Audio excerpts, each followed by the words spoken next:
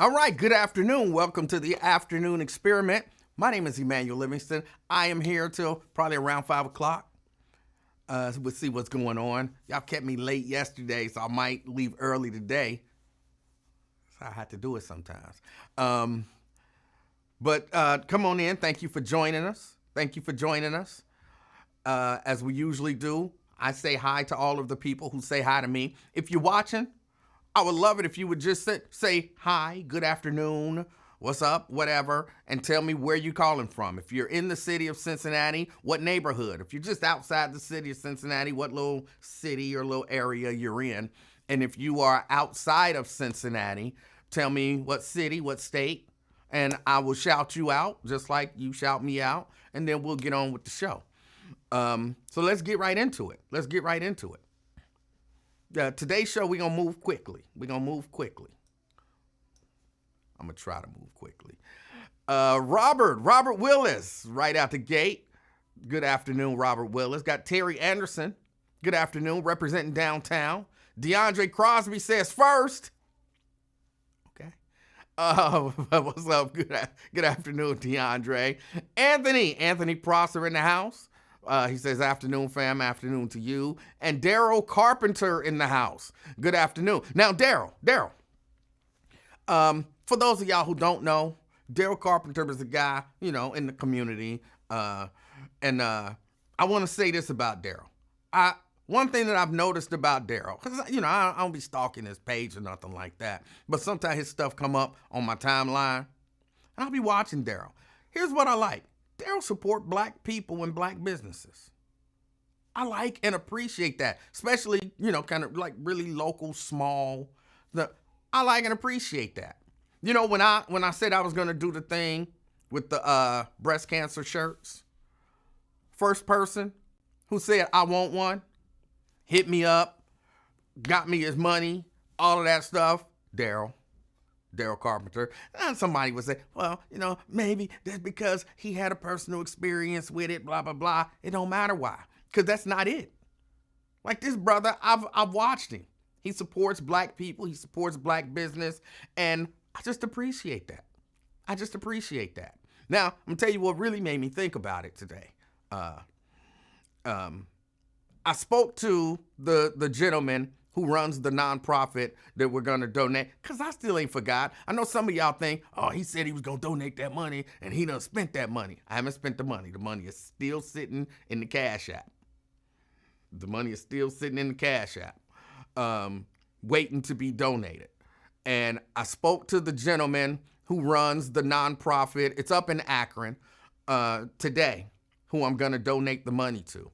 But I told him, because I called, and I didn't really expect anybody to answer, or like I thought maybe some secretary or something would answer, and I would leave a message and then end up calling dude back. But he answered the phone like, yeah, what's up? He didn't actually answer like, yeah, what's up? But he answered the phone. And I spoke to him briefly and kind of told him what I did and everything. And then I wanted to donate the money to his organization. And he was grateful. But I told him, I don't just want to donate it. I want you to come on the show, because I want people to hear what your organization does and what you're all about. Because, these are people who, may or may not support an organization like yours, all the way in Akron. But, who knows? They might, get a little extra piece of change and say, let me help this organization out. Or if nothing else, they can help spread the word. So he agreed to come on the show. We have to figure out a time. But one day next week, he'll be on the show. And, that's when I'll make the donation to him on the show. I did tell him about how much it would be, which, for those of you who don't know, is going to be roughly $1,000. I didn't sell that many shirts. Remember, I was selling them for like $35. So I didn't sell that many shirts, but I also told y'all I would double whatever it was. And the amount didn't come up to quite $500. I didn't sell $500 worth of shirts, but I said $500 is a nice round number, and then I'll double that. I'll match it. And so, yeah, we're going to donate $1,000 to his charity, to his nonprofit. And when you hear the stuff that this brother is doing, hopefully you're impressed like I was, and you'll feel like, your money did something. And yeah, so we're gonna do that, and next week we'll get him on the air. But just seeing Daryl's name and dealing with him yesterday, and I was like, when I was talking to dude, the first person that popped into my mind was Daryl. Because again, when I said, if you want to buy one of these shirts, he was number one. Like, I want one. Where do I send my money? Sending me messages, boom, boom, boom, dun, dun, dun. And it was just without even thinking. I saw the post he put up about Tanika's cakes. I don't like the way that sounds. Like, not Tanika's cakes, but, Tanika makes cakes. Y'all know what I'm saying. But the post that he put up, just supporting the sister. And that's not, what I'm saying. I like giving people props when, I don't want to say they deserve props or whatever, but it's certain stuff I see that I like about people. And I'm like, to me, that's a sign that you just might be a good person. And I like good people. So, Daryl, yeah. I appreciate you, bro. Let me go back to it. See, I didn't really want to devolve into all of that, but it popped into my head. Chris, I'm using the word devolve too much. I don't know why I started using it. Crystal Hoskins, representing the Christ Hospital. Good afternoon. Good afternoon. Erica Hummins, representing Reading. Good afternoon. Good afternoon to you. Steban Speed, representing Westwood. Good afternoon. Got Tanika out there in Orlando, Florida. I am hating on Tanika, but she's there. Good afternoon. Thank you for checking out the show. Dallas got snow? Y'all got snow in Orlando? When y'all get snow in Orlando, then I don't hate on you no more. I won't hate on you no more. But until y'all get snow in Orlando, I'm hating on you. It just is what it is. Brenda Early, representing Fairfield. Good afternoon. I look like I got on prison clothes today. It's the height of the show. Oh my goodness. Sean out there. He didn't put where he is, but I think Sean is ATL, right? Good afternoon. Good afternoon. Diane Huddleston Angel. Good afternoon to you. Got Jeannie Mulholland. She says happy Thursday. Happy Thursday to you. And Daryl says, I always do. I love Black-owned businesses. And you show it. And I appreciate it. Pamela Kinney, good afternoon, representing North Avondale. Jason says Fairfield's in the house. All right. Jason Dockery, good afternoon. Shahara in the house, good afternoon. Happy Friday. She is present, representing Bond Hill. Good afternoon. Got Sea Breeze in the house. She's representing Boston. Good afternoon. Why do that hat look like the little beanies the hospital put on newborns? Why are you a hater? Why? I don't know why. There's no reason. You know you could not be a hater. There's no rule that says you have to be a hater. Do they pay you for the hate? Like, you don't need the money. You don't need the money. Just tell them no. Dale says, I never hesitate to support Black business. LaDonna, and he's responding in real time and I'm behind. LaDonna, representing East Price Hill. Good afternoon, LaDonna Howard. Nat Turner. See, it's not right. You say Nat Turner. It's Nat Turner. Representing. Good afternoon. Dina Johnson, the angel among us. Representing Walnut Hills. Good afternoon. And she called me your greatness. I told you she was an angel. Because God only reveals stuff like that to angels. Like, just call him greatness. Everybody don't know it, but I'm giving you a little heads up. God tell the angels, and then the angels spread the word. She's an angel. Y'all don't know it, but she is. Let's see. Samuel Campbell, representing East Walnut Hills. Good afternoon. Let me see. David says, "Good afternoon, little baby." She upstairs. She don't come down here with me. When Mrs. Livingston is here, I'm number two. I'm number two. She'll stay up there with Mrs. Livingston. She don't come down here. But she is here. He's representing David, representing Westchester. David wants to be acknowledged.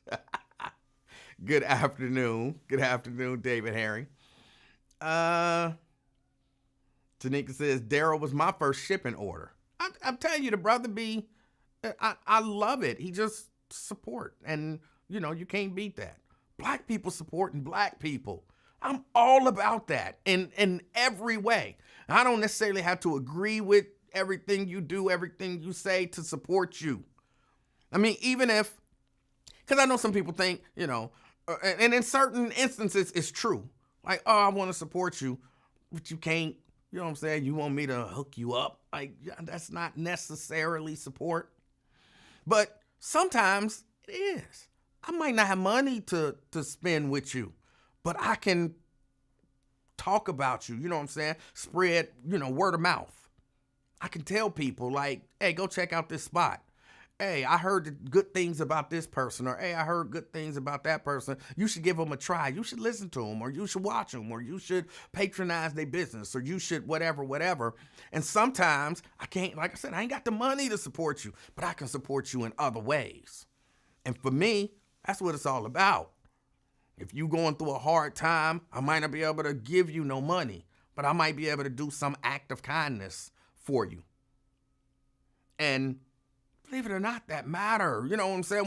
When I've gone through, I'm gonna say traumatic things, and I didn't need no money, but when people came by, and I don't like to say it because it sounds silly and almost, but somebody brought me a little meal from Wendy's. And I still talk about that to this day. A meal from Wendy's. And it just did, so because it was just somebody was thinking about me and said, look, I want to support you. And I know you probably at home doing nothing. Let me just bring you over a little something to eat and sit down and eat with you and chat with you. And little stuff can mean a whole lot to somebody where you might not be able to have the money to support. If you got the money to support, and you know what I'm saying, their business, support them financially if you can. But yeah, it ain't always money. It ain't always money.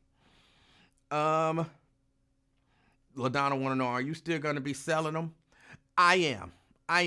Now next year I'll make some a different design. But yeah, I am. I'll put them out. But I don't want to do it now because, again, they going to get on me. I know they going to get on me. What happened to the website? The website is still coming. It is still coming. But I'm not selling nothing else until I get the website. So I'm not, and that'll make me push the people who are actually doing it to get it the way I want it, hopefully. But yes, and as many of those shirts as I sell, not just in October, as many of them as I sell all year long, that money will go to a black organization, an organization that supports black women primarily that are dealing with breast cancer. And that's why again, later on in the week, if you're just joining, later on in the week, the young man, I say young man, I don't know exactly how young he is. I mean, I'm not saying he old, but I'm saying sometimes when you young man, like, is he 17? Like, no, I don't think he's 17. But I'm old, so to me, he a young man. So the young man, I spoke to him today, and he'll come on one day next week. And when y'all hear what this brother is doing up there in Akron, and I'm like, we need somebody like that in Cincinnati. Can he expand? Maybe somebody out there can, do what he's doing. Sit down, y'all hear him and be like, I could do that. And then you reach out to him and he can maybe give you the blueprint. And then y'all can do the same thing here locally. You know, hey, help is help. So, yeah. But as I sell these shirts, all of that money, and I'm not saying I'm gonna always double it. I'm not saying I'm gonna always match funds. But this time, I match funds. But all of those funds will go to that organization. Seabreeze want to know what's the cash tag for donations. Oh, I didn't, believe it or not, I didn't. He sent it to me.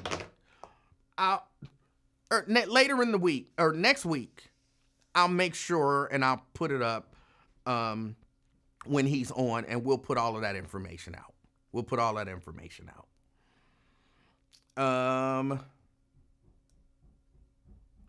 Let's see.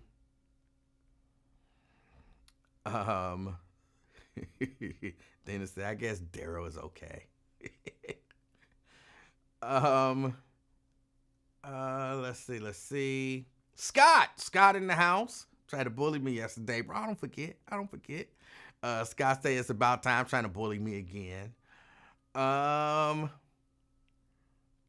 Sean says ATL. Jeannie says she's holding down the KY. I don't like that, Jeannie. You say the KY makes me think of that jelly, and I don't like that. I don't know that anybody calls it the KY, and if they do, they should stop right now. Scott says he's representing West Walnut Hills. Reese Mooney in the house, representing Springfield Township. Daniel Dozier, representing Westwood. Good afternoon. Thank you for checking us out. Prosser says, E. King need people to keep him on his toes.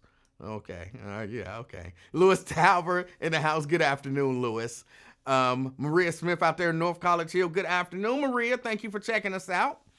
Regina Denson Griffin. Good afternoon. T. Mikey G says there's snow in Orlando. People with, oh, stop it. Stop it. But thank you for checking out the show. DeAndre talking about looking like a baby bottle. Y'all haters, man. Y'all just haters. Color Me Bert. Good afternoon to you as well. Good afternoon. Let's see. I'm scrolling through looking for anyone. Color Me Bert says, nice sweatshirt. This is actually just a long sleeve tee. I got a few of these. I got some other designs, and well, not other designs, just the same logo, but just different colors on different shirts. But thank you. Nat says, I wish black folk would have a mass exodus from Facebook, Instagram, and X and move to black platforms as well, myself included. Maybe we'll talk about that at some point. Mayo was talking about the Wendy's chili. You really did seem appreciative of that chili. I was appreciative. I really was. Let's see. Alethea says, explain the king and I.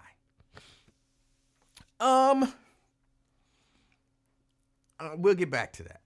Let's see. Jerica says, I need a website developer.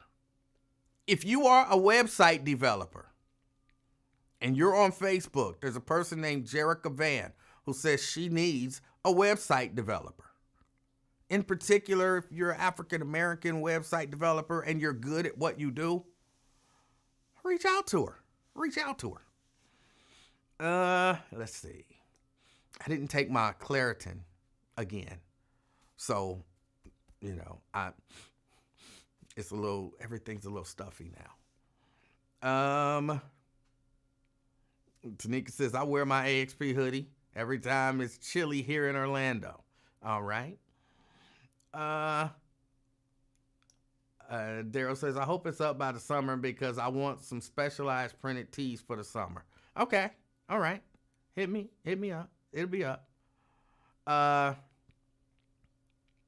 Do an order form with the shirts. We can download and print out. Other folks might buy them. Okay. What website building platform are you using, or are you starting off with original code? You're talking about me? No, I ain't starting off with no original code. Even though I wish I knew how to do that. If I knew how to do that, my website would have been done. I got Dreamweaver, all that kind of stuff. I got the whole, Creative Cloud. But I have a website. It uses the what is it? WordPress platform. It uses WordPress. Let me see. David says, that's a great deed, E-Man. I hope you're not talking about the donation, because I didn't do the deed. Y'all did the deed. See, that's the beauty, because the young man was like, okay, I'll send you the information. You can send them. But for me, I want y'all to see what y'all did. That sounds crazy, don't it? But I want y'all to see what y'all did. Y'all bought those shirts. So y'all the ones who are making this donation. I'm just the conduit. It's coming through me to that organization. So I want y'all to see who y'all supporting and who y'all can continue to support. I'm excited. Because I'm gonna try to. I might be able to pull up a thing, because he was interviewed by Spectrum News 1. I'm gonna see if I can pull that up in a little bit. Once I get through the hellos, I'm gonna see if I can pull that up. And I was just so impressed. You should sell bras for men. Why are you like you are? I don't understand.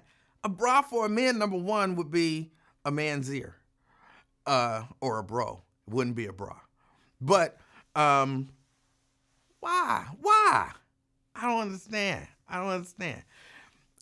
Brent, good afternoon. He's representing Dallas, Texas. Nakia says snail's pace around this month. I don't know what that means. Fame, the betting public sports show, says, man, you obviously grew up with a dad. Skull cap inside gives daddy won't turn up the heat vibes.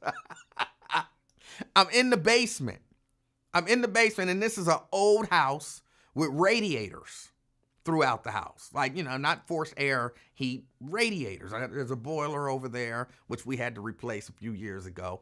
But there's a boiler over there. And I honestly didn't know that people still put in boilers. I honestly thought we gonna have to rip out all of the radiators and, get a regular heater in here. And Mrs. Livingston was like, you sound stupid. And she called the people, and they was like, sure. And we had a new boiler put in. We actually got a boiler? So all of the heat goes, through the radiators. And in the basement, there's no radiator. So there's no, heat. Again, I get some of the heat off of the pipes that lead to the radiator. So it keep it from being literally freezing. But it'd be kind of cold down here. It'd be kind of cold. I could take off the hat. I don't know that it's so cold, but I just came in from outside, so I still be cold. And then I come down here, so I just leave the hat on.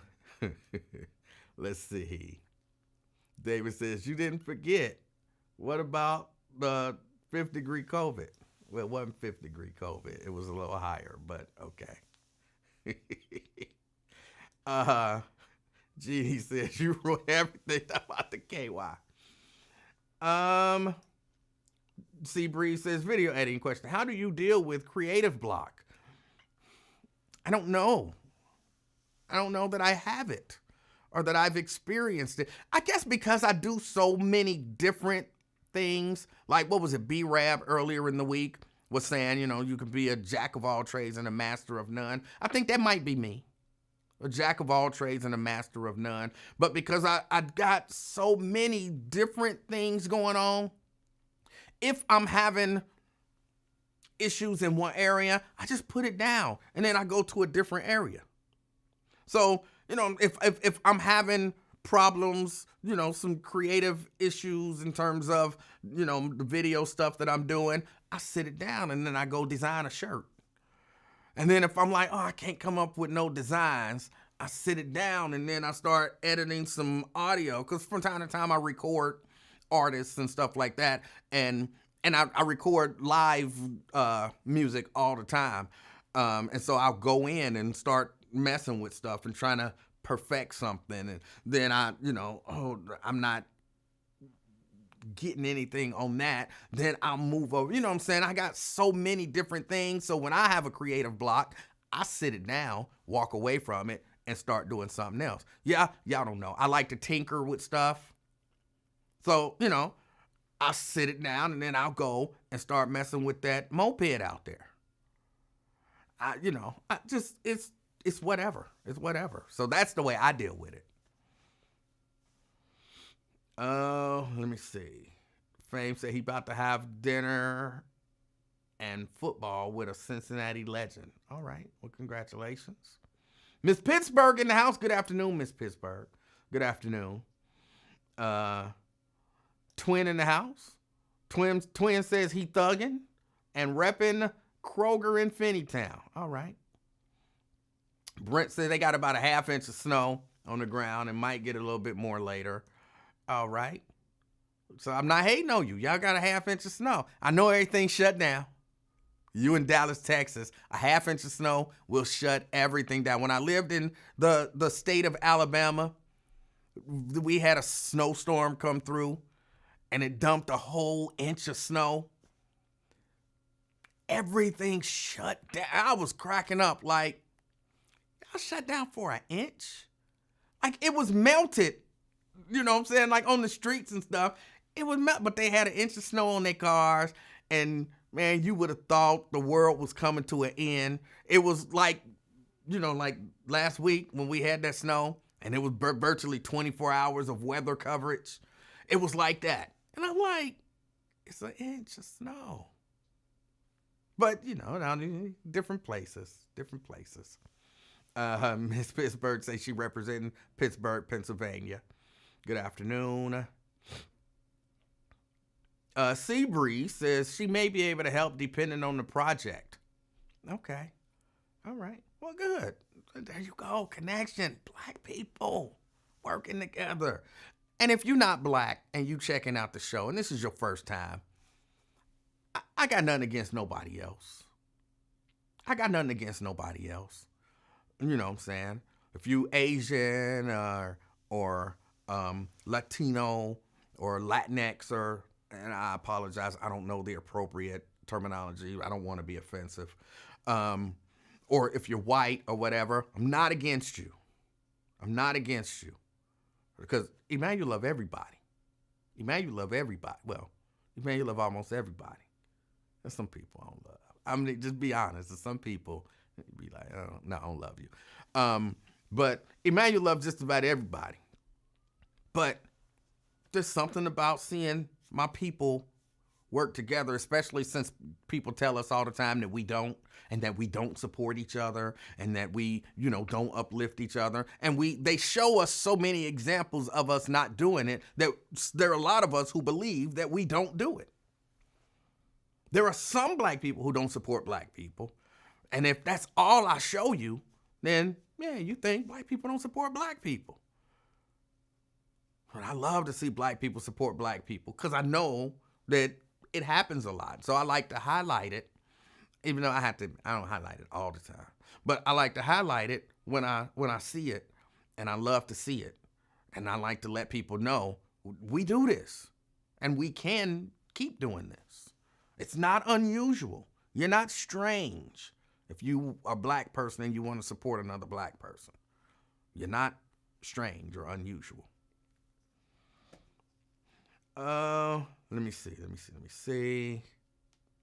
Also, if this is your first time joining the show, welcome to the show. I'll explain the format of the show to you real quick.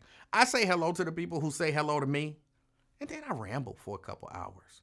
I mean, I might have a topic here and there. We talk about stuff, and the bottom line is, number one, it's close to the end of the day for a lot of people. You got about an hour left if you work a 9 to 5. You got about an hour left. I want that hour to breeze by.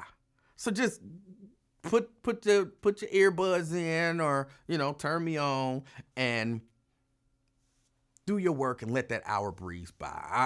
I'm not going to try to be too heavy on anything.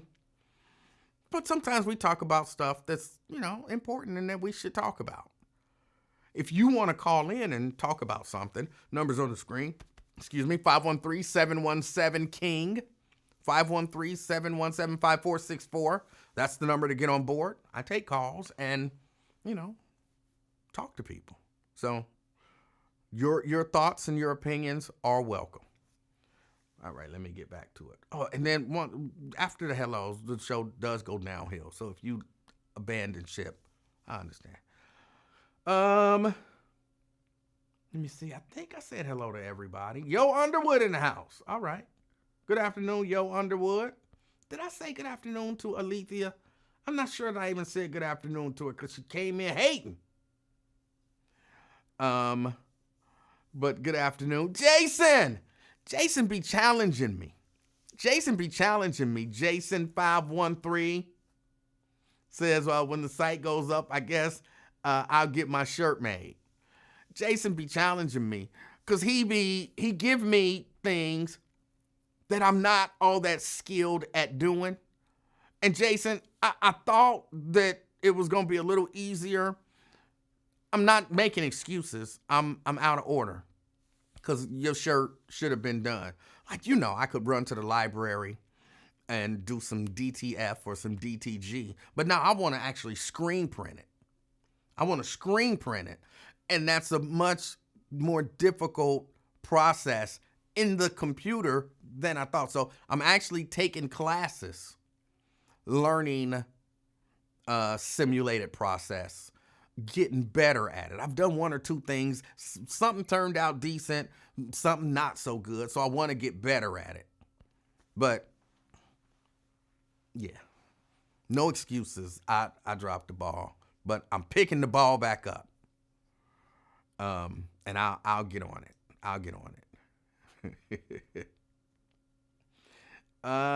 Let's see. I think I got everybody. Crystal says, do you know how to create items with a 3D printer? I have one and I just need assistance starting to print. I have no idea. I've never used a 3D printer. I was actually thinking about going to the library and taking some classes on the 3D printer. Hold on, let me give y'all a little tip. If you didn't know this, and some of this is, I share stuff with people because everything ain't about making money. Here's a little tip. If you didn't know this, in Erlanger, Kentucky, they have what they call the Stream Lab at the library in Erlanger, Kentucky. If you get a minute, go look it up. If you want a t-shirt made, like just a quick one-off, they have a DTG, which is direct to garment. You bring a blank t-shirt, you put it on the thing, on the machine, it runs in, and it's like a printer, like for your house. You know how you can, on a piece of paper, you can print out a photo? Think the same thing, but it'll print it on a t-shirt. And all they charge you for is the amount of ink that you use. And so you can do a print sometimes for like $1.50. So if you get a blank shirt, you take it to the library for like $1.50, depending on the print, it might be $2, $3, depending on the print. You can get a nice direct to fabric print and you can do it yourself. Cost you but a couple dollars.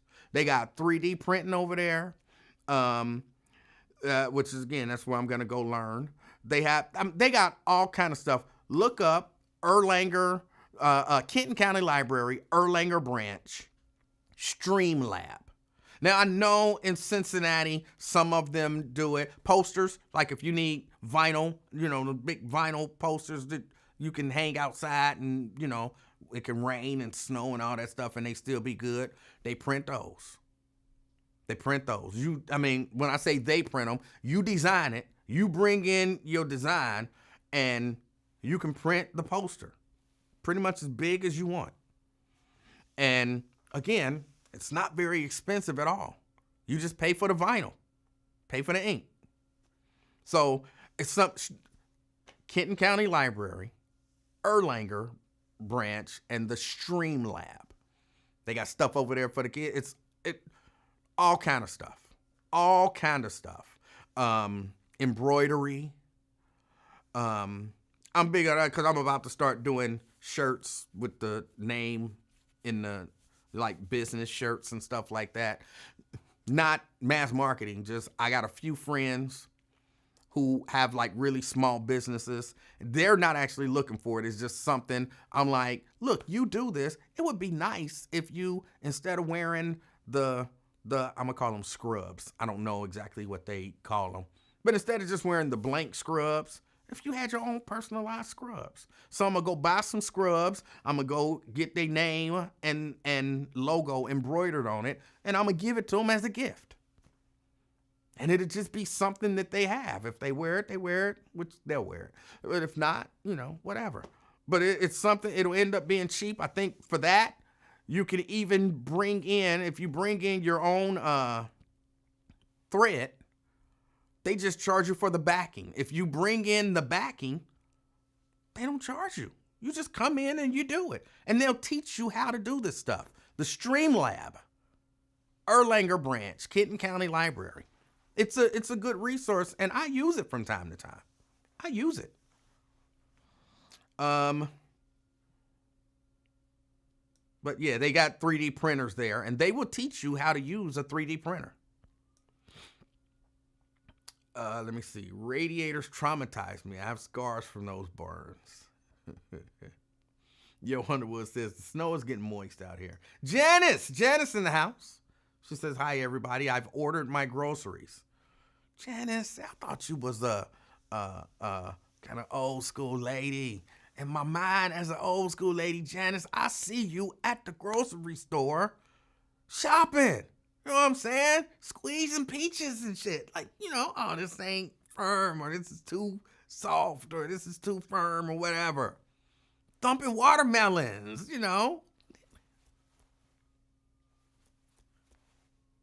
That's a good watermelon right there. You know what I'm saying? I see you doing stuff like that. I don't see you ordering grocery. They got you, Janice. They got you, but you can get free.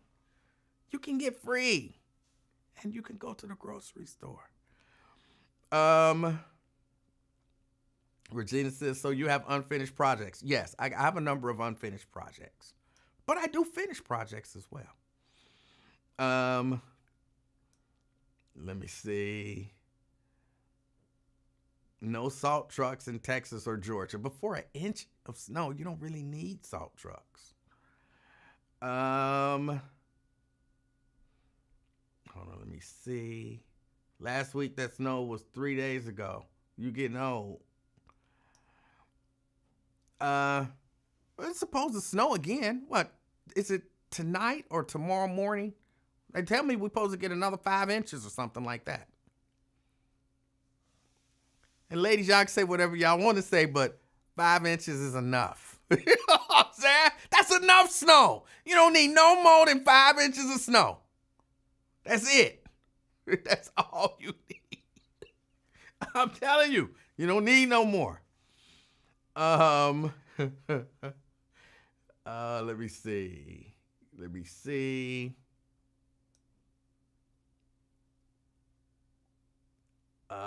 Emanuel, most of your viewers are nice as hell. Others not so much. That's true. I got some haters out there. But Tria, good afternoon. I don't know that I said good afternoon to you. Hold on, I'm going through just trying to make sure. A classy one. Good afternoon. He says, we are worst enemy. I reject that. I think we are told that we are our worst enemy. And we're told that by our worst enemy. But we're not actually our worst enemy. If we don't buy into the idea that we are our worst enemy. See, if I tell you you're your worst enemy, then you walk around thinking you are worst enemy. And so now everybody that look like you that you run into is potentially out to get you. And so you don't support your people as much as you would because you was told that they're your worst enemy. And it almost becomes what they say, like a self-fulfilling prophecy.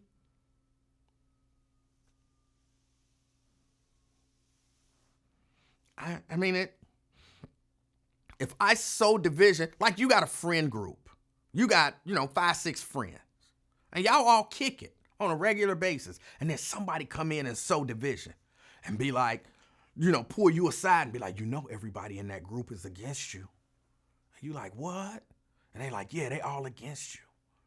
And then you start looking for signs. And whereas normally, your friend would have been like, hey, bro, can I borrow $5?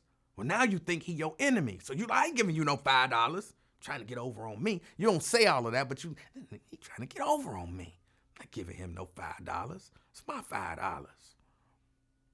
And he looking like, dang, bro, that's $5. Well, that same person done pulled him to the side. They're all against you. So now when you don't give him $5, he like, yeah, he is against me. He won't even give me $5. Like, why? Just give him the $5. Just give me the $5. I just gave him the $5. I ain't giving him my money. See, he won't even help a brother out. But before somebody told y'all, and every individual done pulled to the side and said, they all against you, y'all was tight in the mud. If he needed $5, you didn't even think about it. $5, that ain't nothing. Here's 10. Whatever you need $5 for, you're going to need an additional $5. So here's 10. Don't even worry about paying me back. But when you think he your enemy, I won't give you $5.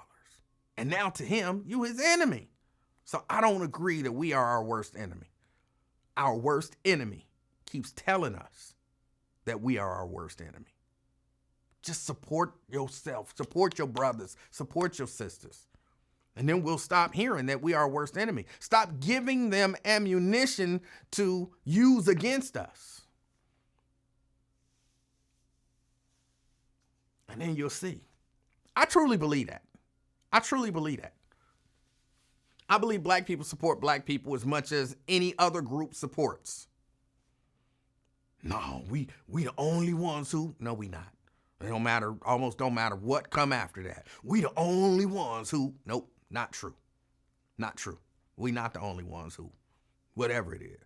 We the only ones who speak out against ourselves. That ain't true. White people speak out against other white people. Latinos speak out against Latinos. Asians speak out against Asians. Jewish people speak out against Jewish people. Whatever it is, everybody do it.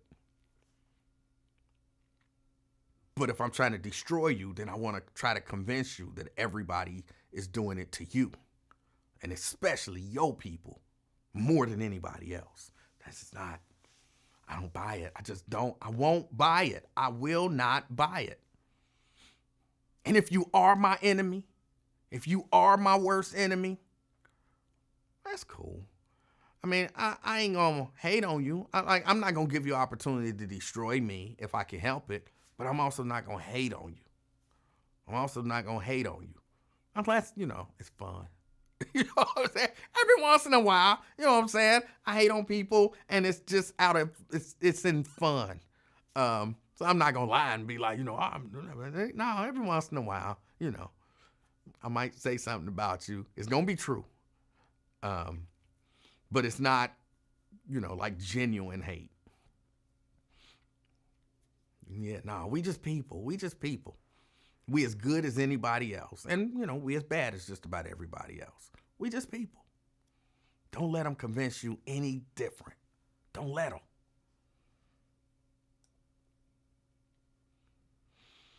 them. Black people chart too much? CHARTE? I don't know what you meant by that, a classy one. But this was sent before I just said what I said, and I don't agree with you.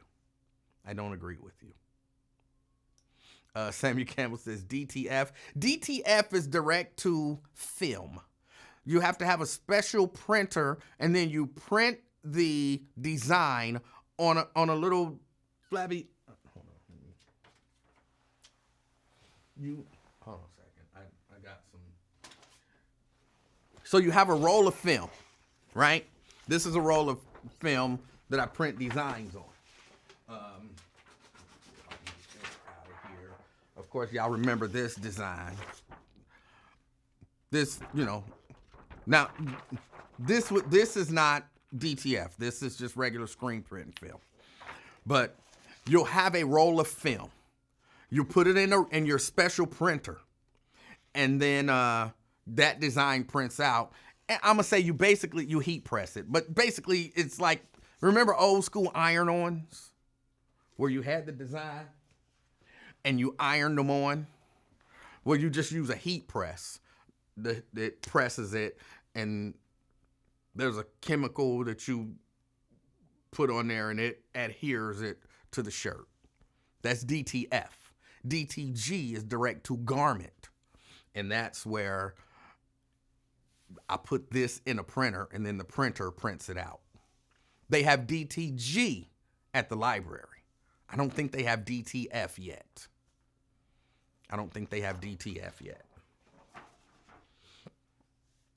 Let me see. Classy wants to say something going to happen on 120. Something is going to happen.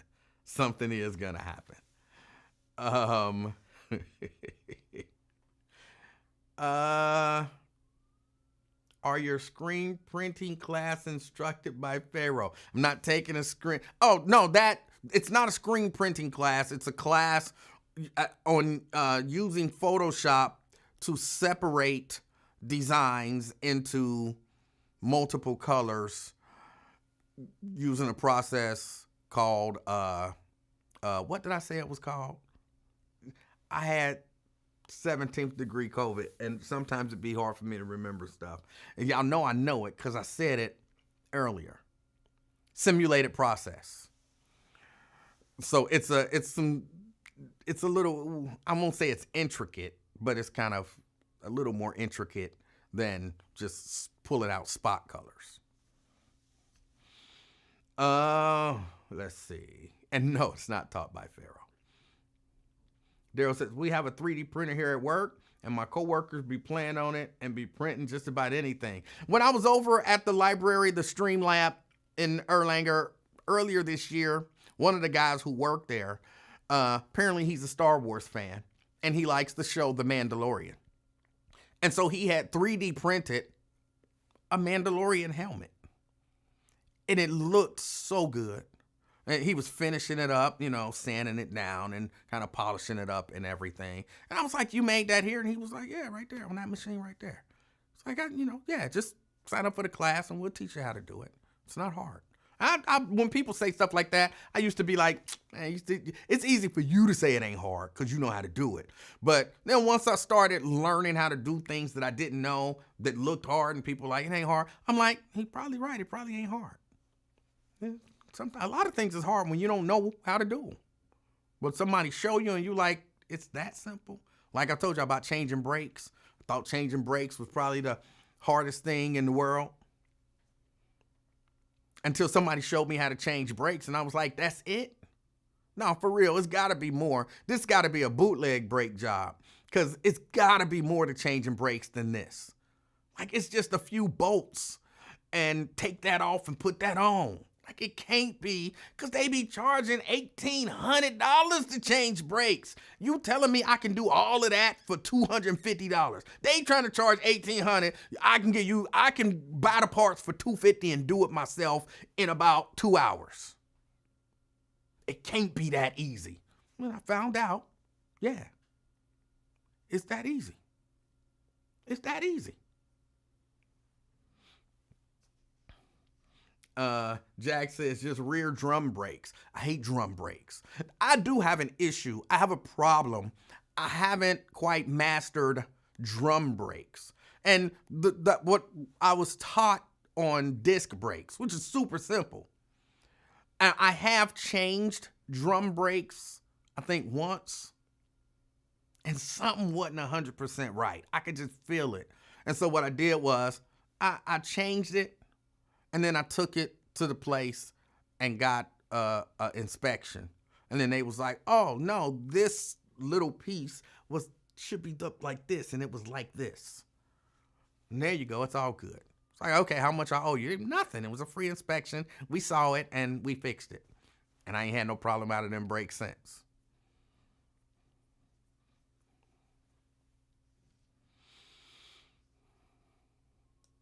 But yeah, everything seemed difficult until you do it.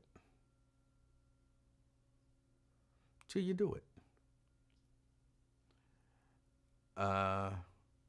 He says direct to fabric. No, direct to film. Direct to film. Direct to fabric is direct to garment. Hold on.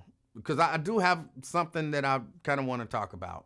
Janice talking about her ordering her groceries, convenience.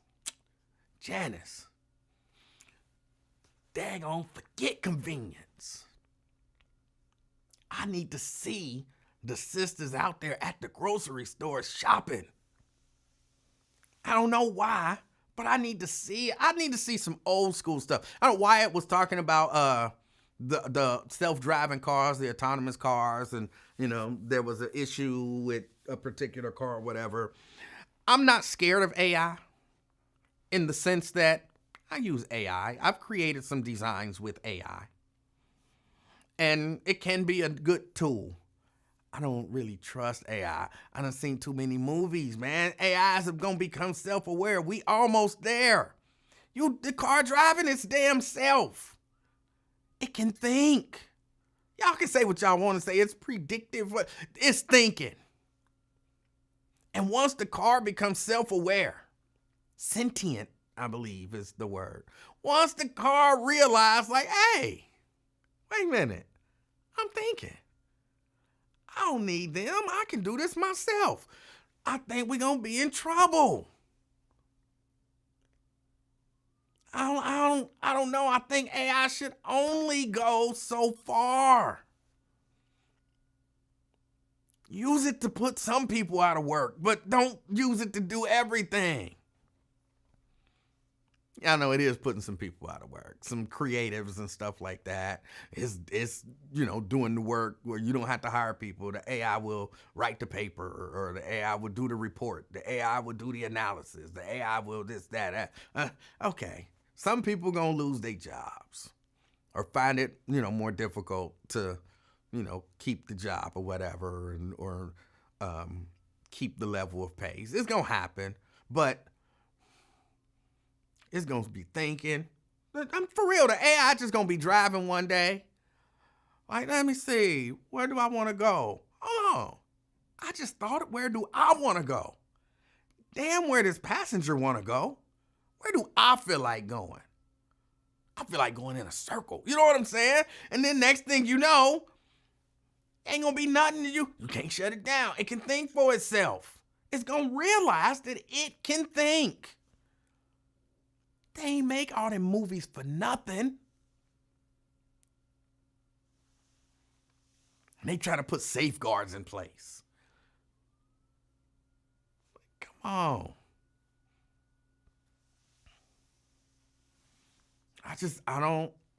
I'm nervous about it.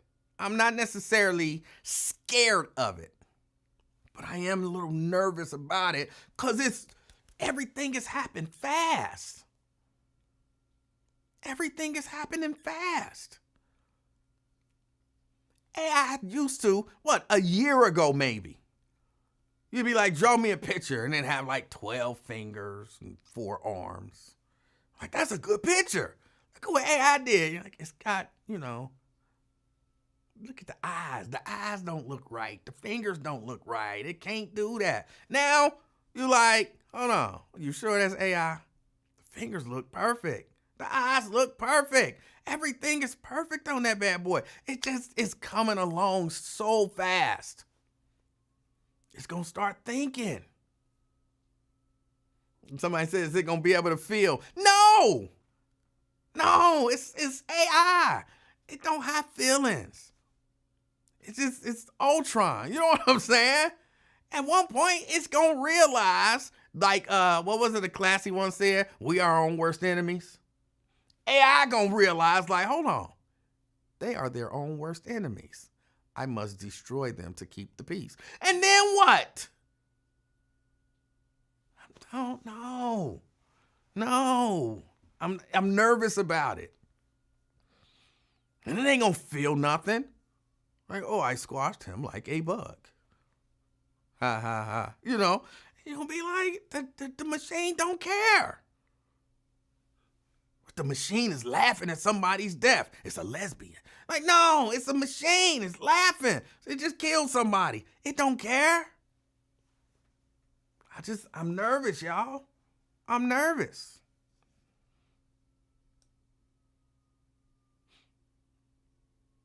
Nakia says snow is coming Friday. Yeah, that's tomorrow. That's tomorrow.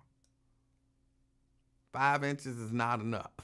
Snow, that is. You don't need no more than 5 inches. You don't need no more than 5 inches. Hold on, let me catch up, y'all. I'm all the way back there.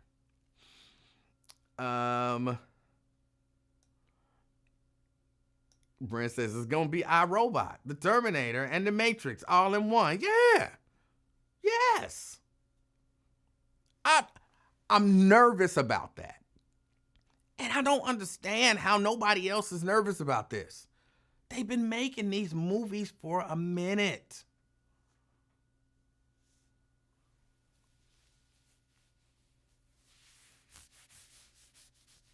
Diane says, I hope we get about 2 inches. Tired of this mess. Diane, I know a brother that would love you. You only want 2 inches. I know a brother that would love you. Because he get complaints. All right. Football. The game tonight. Y'all, I'm torn. I don't know. I'm really torn. Notre Dame, Penn State, 2 black coaches. And I don't know who to root for. I hate that they playing each other. A part of me leans towards Notre Dame because I'm still mad at Penn State for Jerry Sandusky and all of that kind of stuff. I feel like they just brushed that stuff off too fast and too quick. Like, there should have been more shunning. There should have been more shunning of Penn State. Like, y'all was doing stuff to little boys. Y'all should be shunned. But then you look at the other side, it's Notre Dame. These are Catholics. Need I say more? Doing stuff to little boys, Catholics. So who do you root for?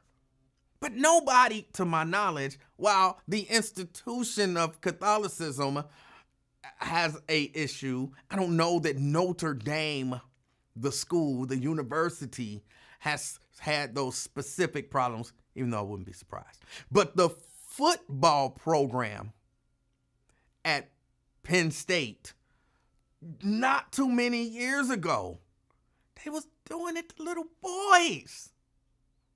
And we just like, oh, they covered it up for a whole lot of years, but then once everybody found out, they said, we're not gonna take this. And they fired some people and took down some statues, so now we like them again. No.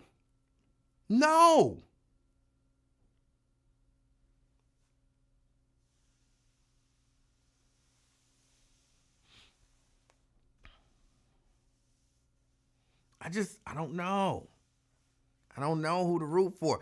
I'm gonna root for Notre Dame, but I'm not comfortable with my decision. Because this is almost one of those cases of the lesser of two evils in terms of,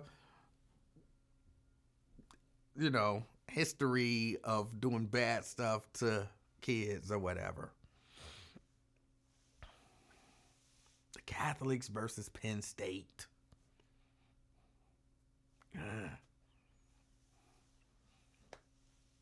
But for whatever reason, I like Freeman. And so I will root for them. I want to see him do what Brian Kelly said couldn't be done.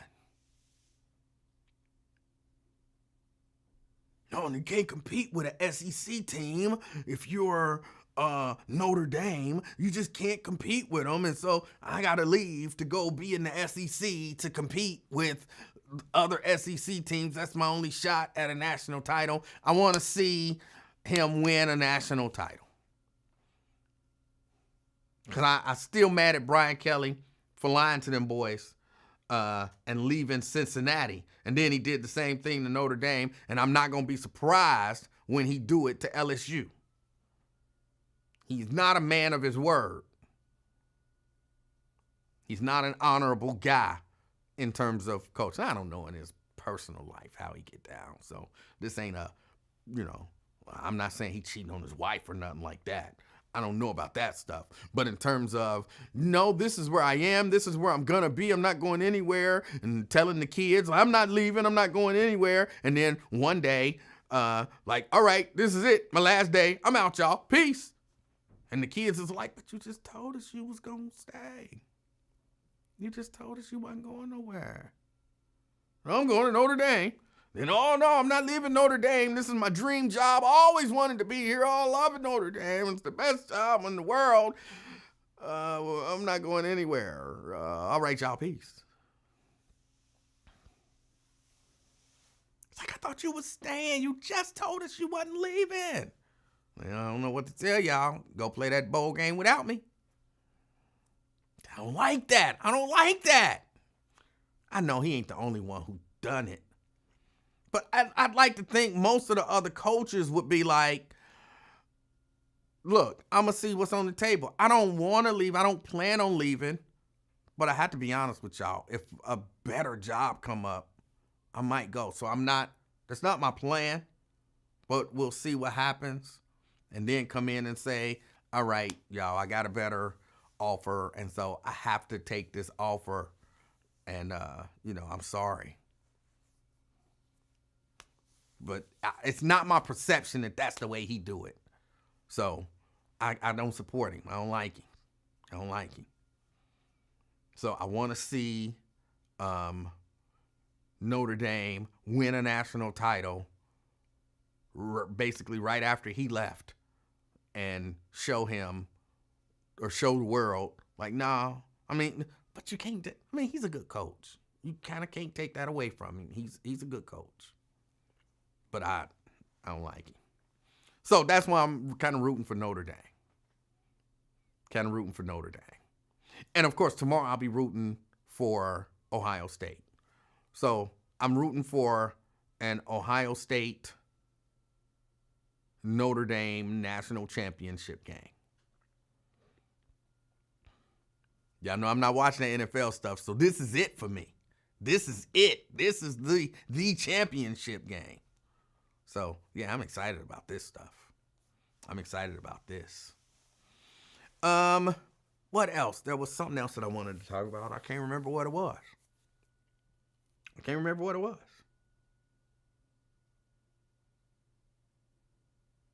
What else was it? Oh, that was what it was. I had not intended on sharing the information about the young man with the breast cancer organization until about this time. So I'll share it one more time, just real quick. All those shirts that you guys bought, with the pink logo and the pink shirts with the gray logo, with the breast cancer awareness, all of that money is going to an organization. That young man will be on the show sometime next week. And you guys are going to donate probably about $1,000 to his organization. I said you guys are going to donate about $1,000 to his organization next week. And I'm proud of y'all. But he'll come on. That's what I was supposed to be doing. I was supposed to be looking up. Hold on. Because I got it on here. Hold on, let me see if I can find it.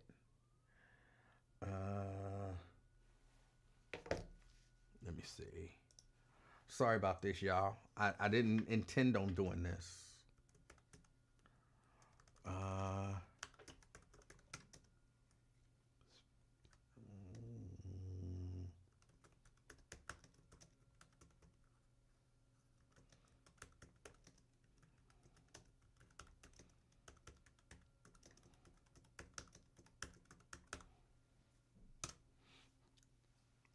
Is this it? And that's the video. Okay. Now, hold on a second. I'm going to see if I can figure this out. Let me see if I can figure this out. Y'all know I'm not all that good on this stuff. Okay. Go here. Go here. Copy. Y'all, if some of my technology stuff don't work out beautifully, don't judge me. All right. Make that big. Put it in the middle. Interact. All right. Now, hold on a second. Let me see if I can. I hope I can make this work. Again, y'all forgive me if something happened and it don't work right.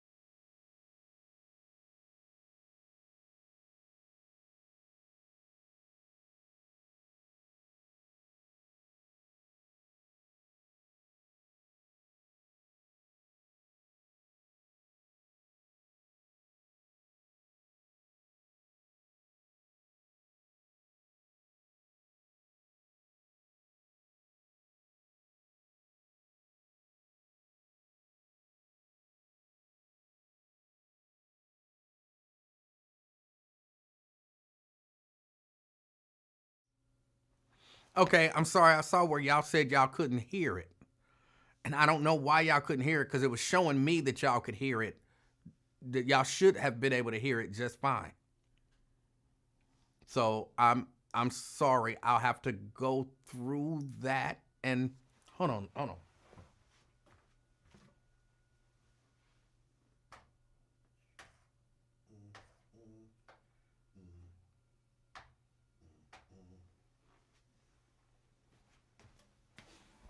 Okay, yeah, I have to go through and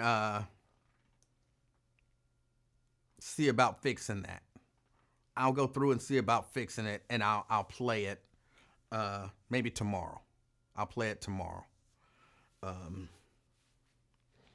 But it's a good organization. He's doing a number of good things up there, things that sound great to me, and I want him to come in here and tell you guys about it, and then make that donation. Like he was saying, they take requests from people dealing with breast cancer, and they just do, like, if they need their grass cut. And it's something you don't think about, but somebody going through, chemo or whatever, dealing with breast cancer, their grass still need to be cut. In particular, you're a single woman, you're dealing with breast cancer, and you got to worry about getting your grass cut, or you got to worry about, getting a wig, stuff like that. So, yeah. Stuff like that.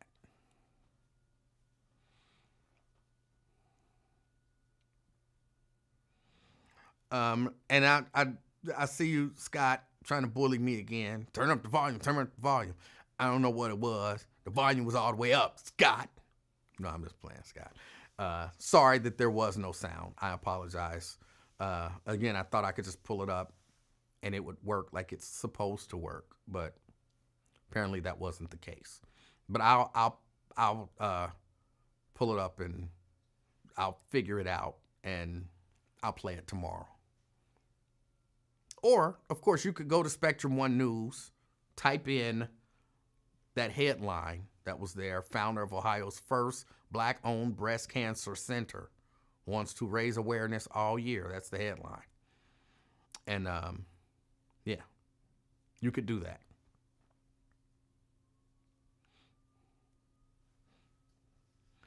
Okay. I'm trying to think. Y'all, I don't really have much of anything else. That's about it. Anything? All hearts and minds are clear? All hearts and minds are clear? If you got any questions, 513-717-KING. It's 513-717-5464. If there are no questions, I'm going to go ahead. I said about the King and I. Okay, thank you for reminding me. We talked about it, and we just got to figure it out. We talked about it, towards the end of last year, getting back together and doing something. And again, it's really just a matter of, he is a busy man. Like, he a busy guy. And y'all know I'm a busy guy. And basically what was happening was, he would do his show, and then he would come and we would do the King and I. So we're monopolizing 4-5 hours of his time. Hold on a second. CK? Hey, how you doing, Mr. Livingston? I'm doing good. Hold on a second. Let me finish explaining this.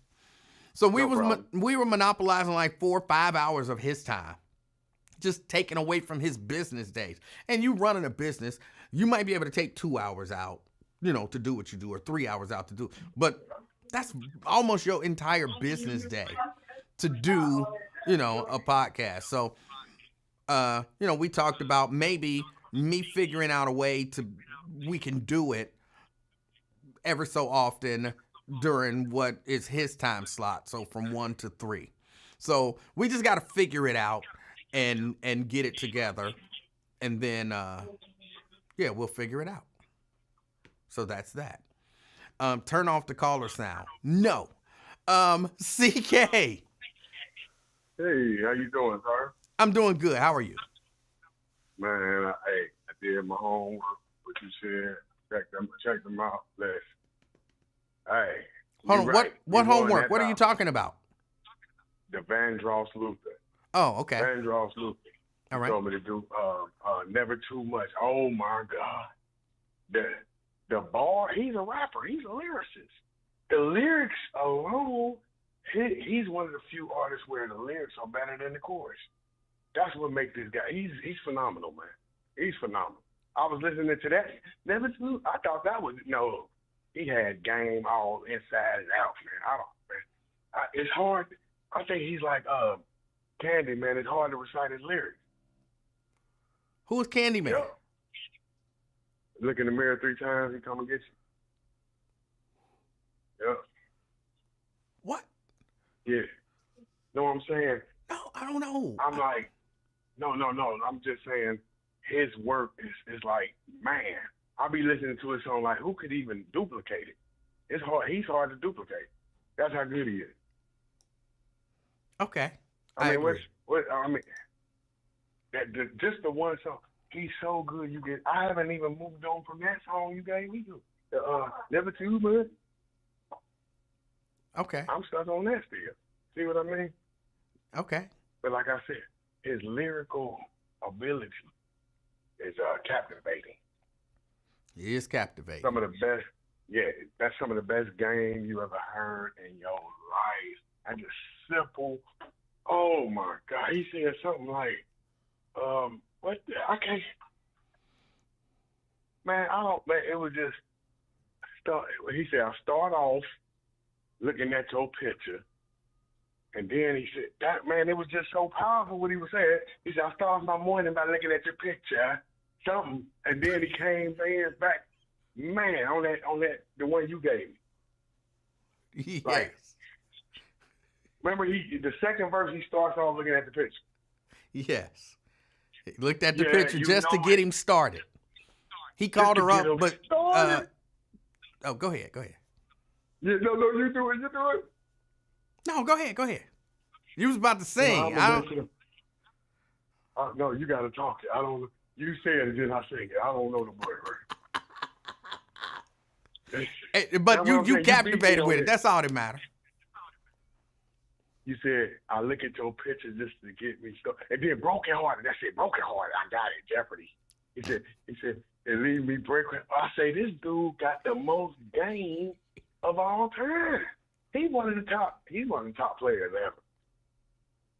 Top player there. And that's why he's so great with his game, because he don't even play the game. He don't play football. He don't play. We play. But he's like what's that boy? Bill Belichick. He's like a Belichick of R&B music, because he doesn't indulge in the youth, but he teaches us how to get them women. He's the offensive coordinator calling the plays. He don't get in the game, but he'll give you the play. That boy cold. You didn't tell me he was that cold, man. Where you put him at? Is he in your top 5 or top 10? Where you got? He was not in my. We were talking about vocalists, so he was not in my top 3 vocalists. Okay.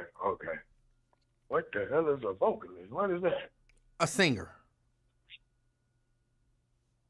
Oh, okay. So Michael Jackson ain't making either? No. Give me your top 3 vocalists. What in the world is again, that? we gonna do this again. My top 3 vocalists was Stevie Wonder, Charlie Wilson, Donny Hathaway. Okay, Charlie Wilson now. And these are male vocalists in the R&B/soul category. So that it, kind of narrowed it down for that. But that's the music that I like and listen to. My top 3, Mike Jack, okay, he number 1. Then number 2 would be that boy. You remember Sam Cooke? Okay, Sam Cooke is a good one. Oh, he was smooth. I'm in a sad mood tonight. My baby done gone away and left me. Yeah, you lucky, Steve. Sam Cooke ain't Luther, because I know them Sam Cooke verses. Don't know much about history. Don't know much about it. Sing it. Yeah. Don't know much about science books. Don't know much about the French school. Hey, I told you. See, but Luther, I give it to you. That's because you got me by a couple years. That 80s, you was grown, and something with them 80s, man. You got to hear that Luther before that hip hop came out. Remember, I ain't really get into music until the hip hop came out. See. Okay. See, so you had a little. So in your life, the R&B came in first, and then that hip hop came out when you was grown. Then. Hip hop came out when I was younger. Well, you had Sugar Hill Gang and Grandmaster Flash and the Furious Five and Melly Mel and all of them. But we didn't get into it until NWA. That's what got us into it. Heavy, remember? Okay. NWA, Yeah. I mean, the argument could be made. They ushered in a different era. Yeah. So was you heavy in the game with LL, or you still was an R&B bop head? You was an R&B head at that time. I liked LL. You know what I'm saying? Like Rock the Bells and stuff like that. I like that stuff. Yeah.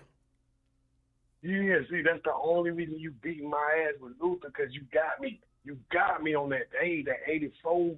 See, I wasn't into it. I didn't get into music by 88, 89, 88.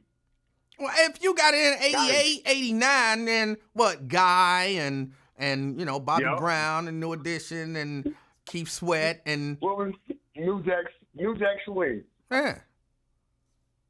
Yeah. But remember, they got hip hop too. They dressing like that. Come on now. Yeah. Jodeci.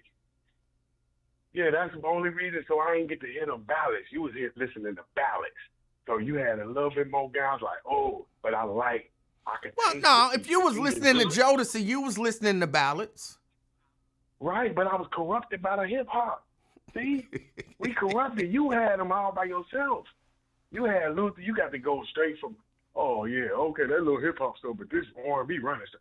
By the time the NWA, they took over. So then you would hear it, but you don't really want to hear Luther. Mama and them listening to Luther. Now you want to. That's what I'm saying. I'm just got you. You only got me about 5, but that's a tremendous 5. That's the Luther thing. That's the Luther effect. That's why you whooped my ass so bad. Hold on, how old are you? 76. I came out the womb in 76.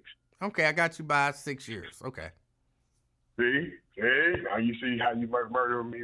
But like I said, when we go back, you get me with that time space because of how old we was. But what was your mama and them listening to? Like I told you, my dad is my daddy. We got to blame my daddy for all this music. He the one got me. His number one guy is Sam Cooke, right? Temptations. Okay. See what I mean? Yeah.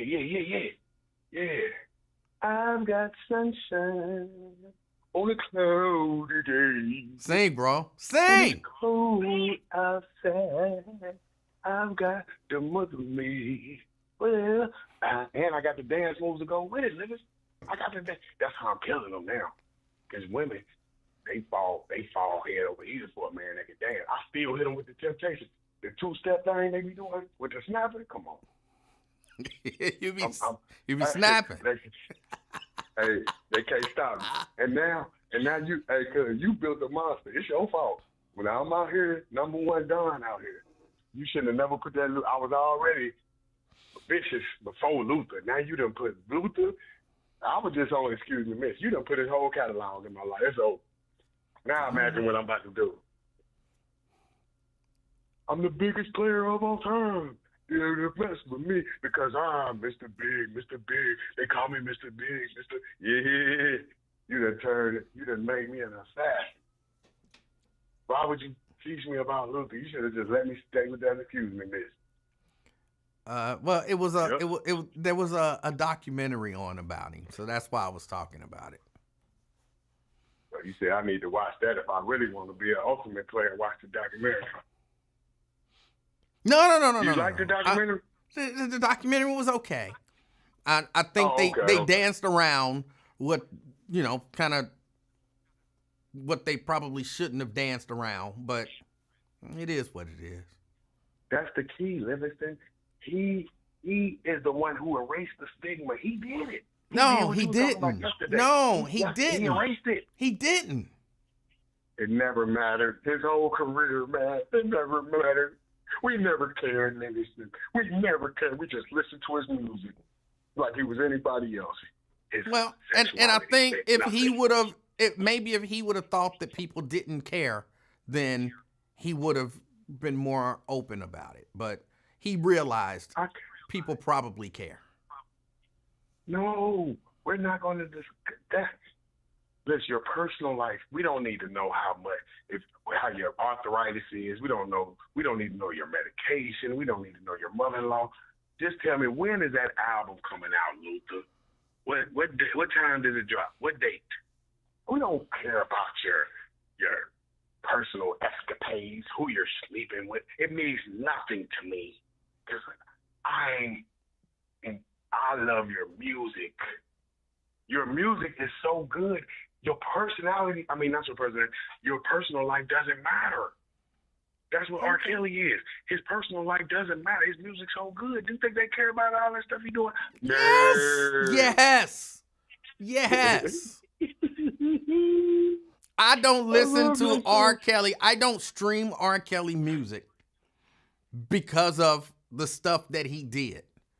Even though I liked a lot of R. Kelly music, I don't stream R. Kelly music because of the stuff that he did. Now, I had a CD or two that I used to play because I was still listening to it CD-wise because he ain't going to make no money, even a half a cent, off of me listening to a CD that I already own. But I won't stream it because people still get paid off But you need to listen to his final album before he was incarcerated. Oh, my God. It's called Black Panties. African-American Panties. It's fire, cuz. It's fire, Livingston. I'll pass. Oh my God. Yeah, I know. And then I hate your you got that willpower. I hate that shit you got when you don't break for nothing. Have you ate sugar yet? Say that again. How about what? Have you ate some sugar this year yet? Did you break yet? No. But it's only like good. 9 days in. That's good though. I don't give a damn. If I was doing heroin and I went 9 days without doing heroin, I'm doing good. That's really kind of how I feel. So, yeah. Hell yeah, this counseling is right, man. It's like you helping me. Hey, I didn't even walk to work. I glid up in here. You hear me? I slid in here like, that's what Luther did. They like, what the hell wrong with this fool? I thought you said you glid. But glid, slid, whatever that shit is. I listen. It wasn't walking. But, hey, man, because now I finally see, like, man, hey, y'all good people, man. Yeah, I just got to straighten y'all out a little bit. But y'all church people, y'all good people. I'm a church person, too, but I'm just more authentic, man. Y'all judge. Y'all do too much judging. Y'all act like God. Y'all need to start judging yourself. You see, me, I put my bad shit out there. The shit you say, oh, I stole a cookie out the cookie jar at 7. People look right through that lipstick. You got to be more honest. Okay. Yes, sir. Well, if you that excited about Luther, I can't wait till you find out about this guy named Prince. I don't know, man. That was what you call a real, like an emoji laugh out loud. That was funny as hell, my man. Let me get off of here with you, brother. Hey, man, thank you for everything. I'm going to keep on listening. I'm going to learn that song, though. And give me 2 weeks, I think I can recite the second verse. I can't do the whole song, but I'll be able to say. I don't want you to recite it. I want you to sing it, bro. So how do you feel about voices, man? Because I love to sing. I sing a lot to the ladies, but I know I can't sing, but I love to sing. It's like a dude that love to fight but can't fight. You know what? I'm going to tell you the truth. This is why I love going to karaoke. And I don't sing at karaoke. I love going to karaoke to hear people who just love to sing, whether they can sing or not. I actually enjoy more the people who can't sing at karaoke than the people who can. Because they doing it, like you said, just because you love to sing. And I love the joy that singing brings to people, even people who can't sing. So when you be singing, how much experience you got now? You got over 30 years of singing experience?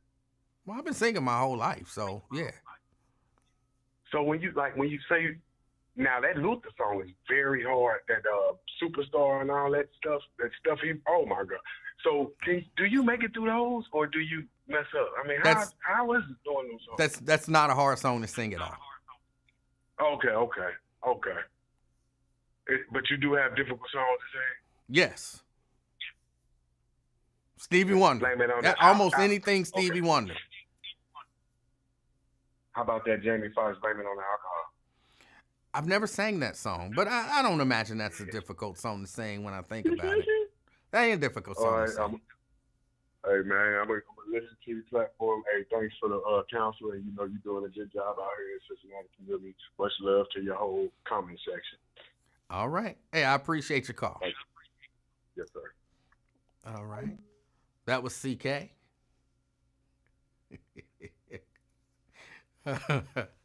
Vernon said he asked some crazy questions. I really do. I love going to karaoke hearing the non-singers sing. And they be singing with passion. And I'll be like, I just love it. It fills my heart with joy.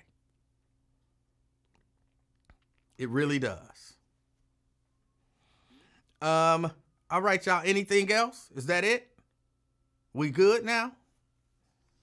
513-717 King. 513-717. Brent. And CK sounds like Martin from House Party when he was singing Always and Forever in that girl's ear with his dragon breath. But if you're a woman, Huh? and your man is singing to you, even if he can't sing, let that man sing to you and just take it in as if, you know what I'm saying, he was the artist singing it, you know, because he's sharing something with you. Especially if you're a woman who can sing, you know, because with you, I can hear that you sang for quite on everything, that you're more critical of even the artists that, you know, sell millions of albums and everything. So if you're a woman, you can sing, yeah, let your man sing. Let him do you. And, you know, just go along with it. That's one area where you can lie to a man and, you know, he'll be all right. Yeah. With it. Oh, did I sound good? Yeah. well, but yeah, y'all sent this snow down here, and it is pretty much shut down. You know, even our neighbors across the street built a snowman. It's about maybe 2.5 tall, but it's a snowman. So I told my son, I'm like, you can't let them little kids make you look like no punk. You know, you a beard. Get out there and make a snowman. Take theirs over first and make a snowman. Yes. But it's all good. It'll all be gone probably by 50 degrees on Sunday, so it'll probably be gone by then. So, well, the little baby don't know this, but I think I'm taking her sledding on Saturday. The hamstring is, by the way, the hamstring is much better. The back is still a little sore, but that's to be expected. But I think on Saturday, if it ain't, you know what I'm saying, if the, you know, streets and whatever ain't too bad, I think I'm taking the little baby sled. And I asked her, she said she went out and built the snowman. I didn't even ask her about the snowman. She was happy that she got a chance to go build the snowman. But yeah, I'm taking her sledding. She said that she did not go sledding and she's never been sledding. So I'm taking her on Saturday. Look, well, make sure you get one of them old man ace bandages and wrap it up so that it's good and tight. Not so tight that it cut off your blood circulation. You know, you don't want that foot falling. Hold on, get a what? Wrap it. An ace bandage. You know, those old, you know, the stretchy bandages used to wrap ankles and things like that. Yes. You know, or you can go get one of the neoprene stretchy wraps, which work really, really good. But compression and ice is what help out the hamstrings. Well, I mean, again, it's much better. I can walk. I feel like I can walk up a hill, you know, a good 4 or 5 times. So we get a good little 4 or 5 rides down the hill, and that'll be that. Now, I know enough about her to know that ain't going to be enough, but that'll be all I got. But yeah, and make sure you take it to a steep hill. Yes. You know, don't take it to them little punk hills. You know, yeah, you gotta learn one of these days. Might as well learn it early. We going over to the park over in Fairfield. I don't remember the name of the park, but I remember the hill. I remember how to get there, and I remember the hill. That's where we going. Just remind her that the dishes don't move, so learn how to tuck and roll, so that she doesn't wind up kissing like them. And you got to explain, you know, to your daughter and your wife and the son-in-law that, what had happened was, you know, you don't want them type of conversations. Got to bring back the same dishes. But with Luther, do you remember when Luther played the villain in Meteor Man? I don't know that I ever saw Meteor Man. Meteor Man, who did that? It was Robert Townsend, but it was. You're breaking up a little bit, just so you know. Oh goodness! Hold on a second here. Okay. Hopefully this will be better. I was on Wi-Fi for calling, and with everyone on their Wi-Fi working from home, that was probably it. All right. But yeah, but Luther. Well, Luther was in that movie with Robert Townsend. Goodness, you had every black actor in there. Bill Cosby was in there. Marla Gibbs, Robert Guillaume, or whatever his name was. Guillaume. Yeah, Darth Vader. He was in the movie. Goodness, why can't I think of his name? James Earl Jones. There we go. He was in the movie. So it was a bunch of people in that. Sinbad was in the movie. So it was a funny movie. It was good for what it was. But yeah, he actually played a villain, and this was skinny Luther, and he had gold hair. Well, all the villains had gold hair. So, but yeah, it was a decent movie. Never saw it. Never saw it. Mm-hmm. But one thing you haven't talked about. Well, I don't think you talked about. Did you talk about the Virginia church? It was an apostolic church, and a teenage girl had to get up in front of the congregation and apologize to the congregation for getting pregnant. Did you see that video? I didn't watch the video. I'm aware of such things. And you're right, I did not talk about it.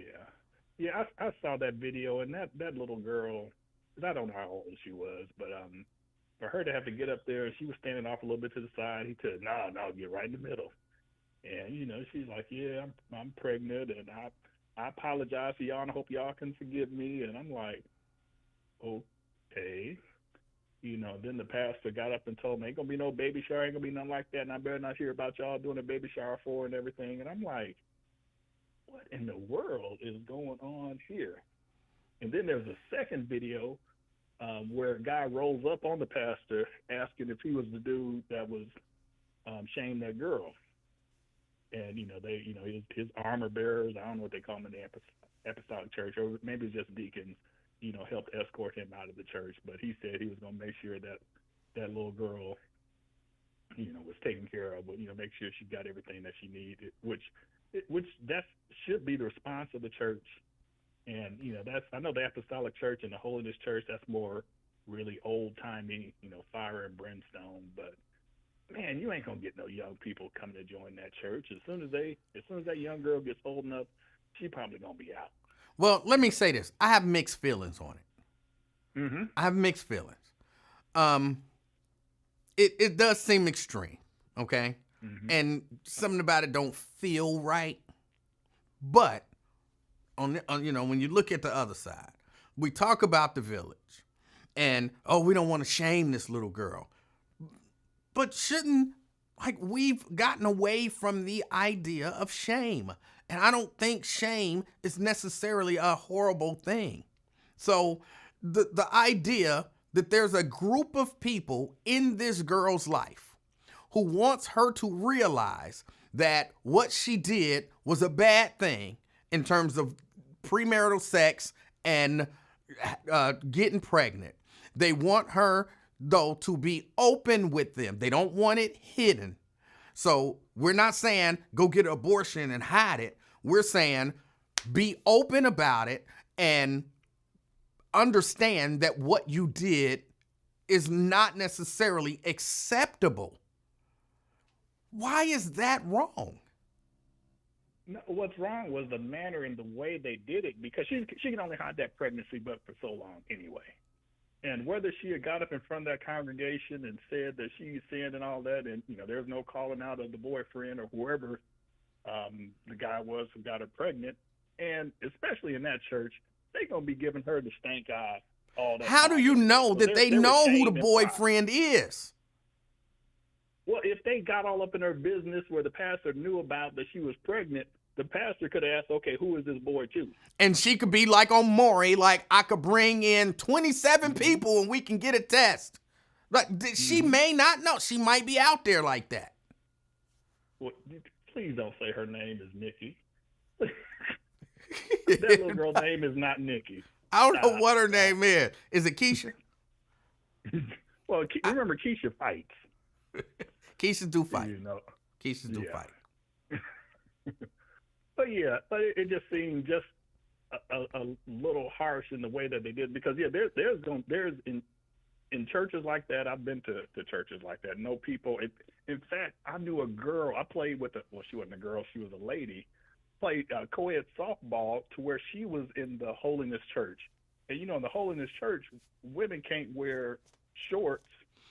And she played softball in a skirt down to her ankles. And this girl, she could bat too. She was left-handed batter, but Brent, I mean, for real, if you look at it in the way that I could see somebody viewing it, right? Mm-hmm. What if the church had said, so what? We don't care. How is that helping her? That's basically saying to her, we accept that behavior. There's nothing wrong with it. Go on, girl. Get your groove on. We don't want that from the church, right? Behavior, but all of that additional stress that you are putting on that girl, because that's what she is as a girl who's pregnant, is going to affect the baby. That her getting up and saying, I'm pregnant, I shouldn't have did this, I apologize, and forgive me, ain't gonna put no additional stress on that baby.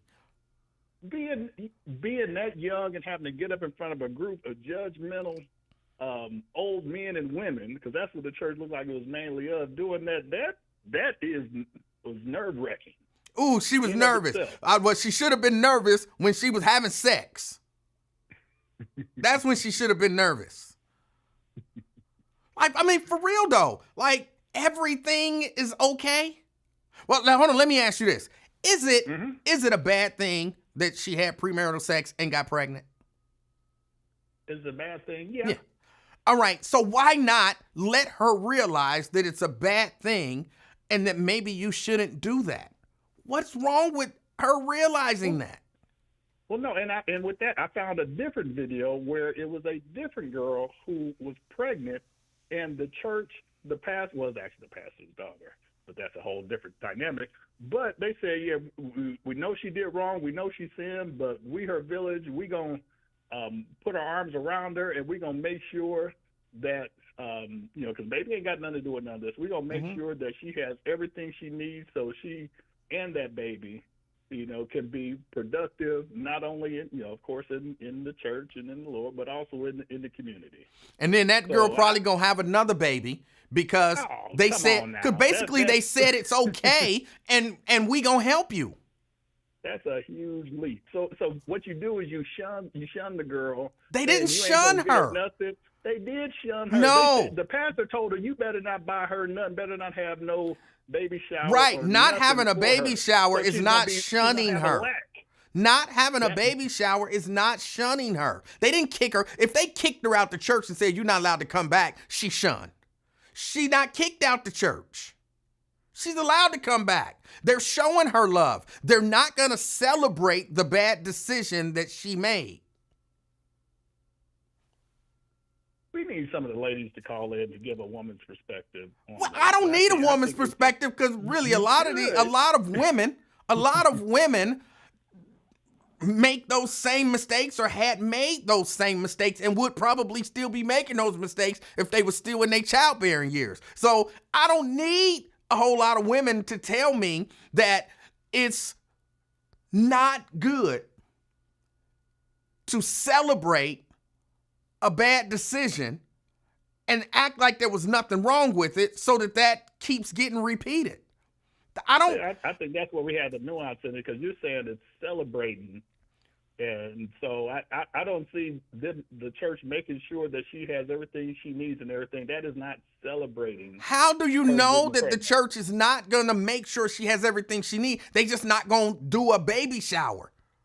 How do you know the opposite? Because you said you haven't even seen the entire video. But the point that I'm making is not about that specific church. Again, I said I didn't see the video, but I've seen situations like that. And the issue is not that specific church. I mean, if your conversation is just about that specific church, then I have nothing to say because I don't go there. I don't know the people. I don't know what they gonna do or how they whatever.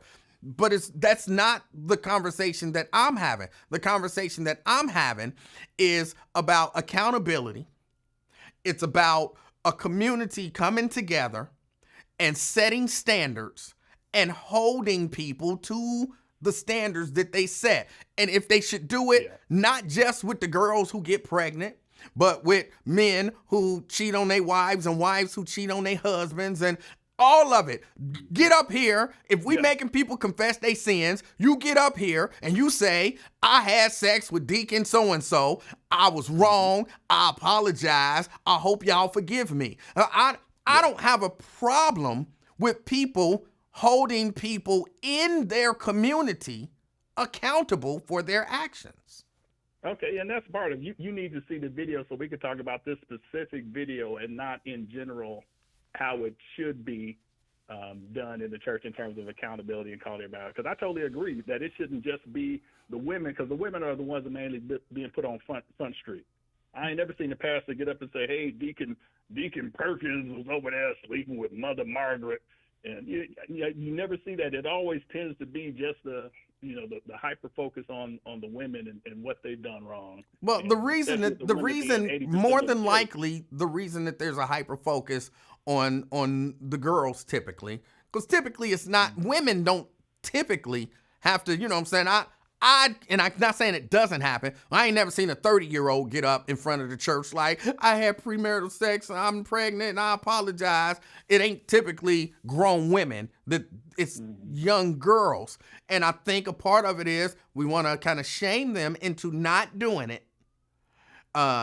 You know what I'm saying? And let it be known that this is not okay. And we realize that girls, females, bear the brunt of the whole baby thing. Not to mention, like I said, it could be 27 potential daddies. You don't know who the daddy is until you can get a test and know for sure. So I understand that same shame and same emphasis is not put on the men that are out there having, a bunch of different babies, 5 different babies, about 3 different women and all that. That same emphasis is there. And on the 30-year-old, saying she had relations. I don't know if you saw another video. It was from a while ago. It was at a Church of God in Christ convention, and it was a light-skinned lady who got up and said she hadn't had sex in, 2 years, and then she got that, that spirit or whatever it is, and started running through the church. She finally got married. So that's a whole nother scenario. I got to find that video and get that one posted too. But I hear you. Check out the video. It's only like 2.5 minutes, 3 minutes, and we can discuss it further. Let's see. Today is Thursday, so next Wednesday we can discuss it further. All right, I'll make time to watch it. All right. Hey, you take it easy, and talk to you later. All right. Yeah, and somebody said I'm being judgmental. Yes, I am being judgmental. I'm sorry, calling me judgmental probably don't have the same effect as it has on other people. I believe that as people, it is our duty to look at a thing and determine if that's good, bad, moral, or immoral, right or wrong. It's our duty. When I see somebody steal something from the store, I'm like, that's wrong. That's me being judgmental.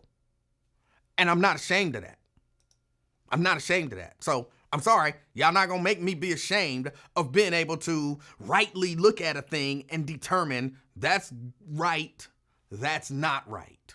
That's a part of our job. And I think that's a part of why our society is maybe not, progressing in the right way, why morality is falling, because nobody wanna be judgmental. Nobody wanna say, ooh, that's wrong. Everything is okay. If ain't nobody judgmental, everything is okay. And I'm sorry, I'm just not one of those people who believe that everything is okay.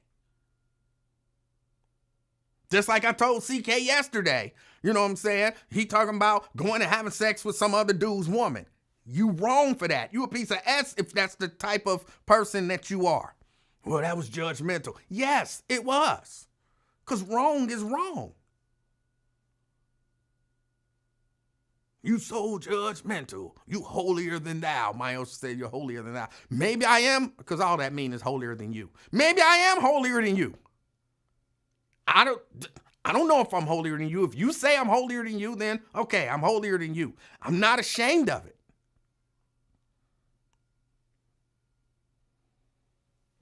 Stephanie says being judgmental is not a good thing. It's not about being ashamed. It's about showing empathy. Hold on. Judgment is not about how I feel about you for what you did. Maybe your definition of judgment, but my definition of judgment, Stephanie, how do you know if something is wrong? You have to be the judge. That's you being judgmental. You have to be the judge. You have to make decisions. You have to judge for yourself if a thing is right or wrong. If I run down the street smashing out windows, you'll be, oh, I'm not going to judge. I'm not going to judge. No, you wrong, bro. Why are you damaging people's property? Stop. That's wrong. That's a judgment that you made about what I did. It don't mean I'm going to hell. It don't mean I'm necessarily going to jail. But you had to make a judgment about what you saw me doing and determine, was it right or was it wrong? But we don't want to judge it because everybody misunderstanding what judgment is. You so judgmental. Yes, I'm judgmental. That's my job. How are you determining right and wrong if you're not allowed to judge anything? And you got people running around here who will not judge. So there is no right and wrong. And that's why some of these people can run around and do the stuff that they're doing, because at home, there's no judgment. They don't belong to a community that judges anything. I guess you just get out how you get out. Did you see what he did to that girl? I'm not going to be no judge. I'm not here to judge that. He beat his wife. It's not my place to judge. It is. If he beating his wife, it's your place, if you his friend or if you're a part of his community, to tell him you're wrong. And that's judgment. You had to make a judgment. What did he do? He beat his wife. Is that right or wrong? Once you make that decision, that's being judgmental.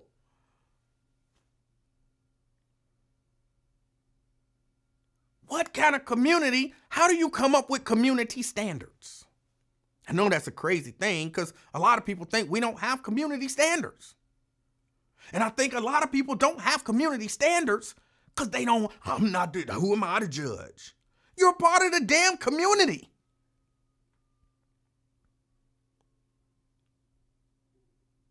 That boy or that girl grow up doing wrong and their parent never tell them you're wrong. Who am I to judge? And then they grow up, then their extended community never says that's wrong. Standing on the street corner selling poison to people is wrong. Now, who am I to judge? I think we got to get over that. We got to get back to being judgmental. Being to the point where we can say, you say what you want to say, but that's wrong. And you shouldn't be doing it.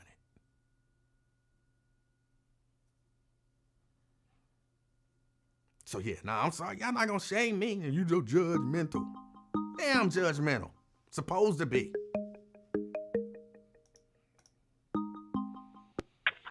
Twin. What's up, you man? Hey, how you doing? Taking me a break for right now before this crowd comes. No. That's right. Y'all just now got eggs in. They about to all be gone. We've been here eggs in, man. I know my store has. I could have swore we talked yesterday, and I was like, it wasn't no meat and it wasn't no eggs. And you was like, we just got them in today. I told you it was in, man. Okay. We got some more today. But you just, okay. Because you just said we been had them in. I don't know what you're talking about. But now you're saying we got them in. We just got them in. We got them in today and yesterday, man. Right, so how is that we been got them in if you just got them yesterday? That ain't we been got them in. That's we just got them in yesterday. I mean, You act like we empty or something. It was. It was wasn't- empty. It was empty at High Park or Oakley. You went to. It wasn't empty here. That's what I'm saying. What are you saying? Okay. You said it was empty. The store you went to, Clifton. Didn't you say that? Yeah, I did. Oh, okay. It wasn't empty here. That Come ain't on, what you man. said yesterday. You said it was like Yes, that I here. did. No, you didn't. No, Yesterday you said I it was said like it was that backed here up like- because you said it was like that here because the trucks couldn't get in because of the snow. But we got the stuff in today. That's what you said yesterday. So were you lying yesterday or are you lying today? I'm not lying, man. Come on, man. Okay, you misunderstood. I ain't misunderstood nothing, man. I know what I said. It was empty at Clifton. No, That's what you said. Okay. It was empty at Clifton. It it's- wasn't empty here. Okay, it's not Most that stores important. didn't get their merch. Okay, it's not that important. I know it ain't important, man. Being judgmental and everything.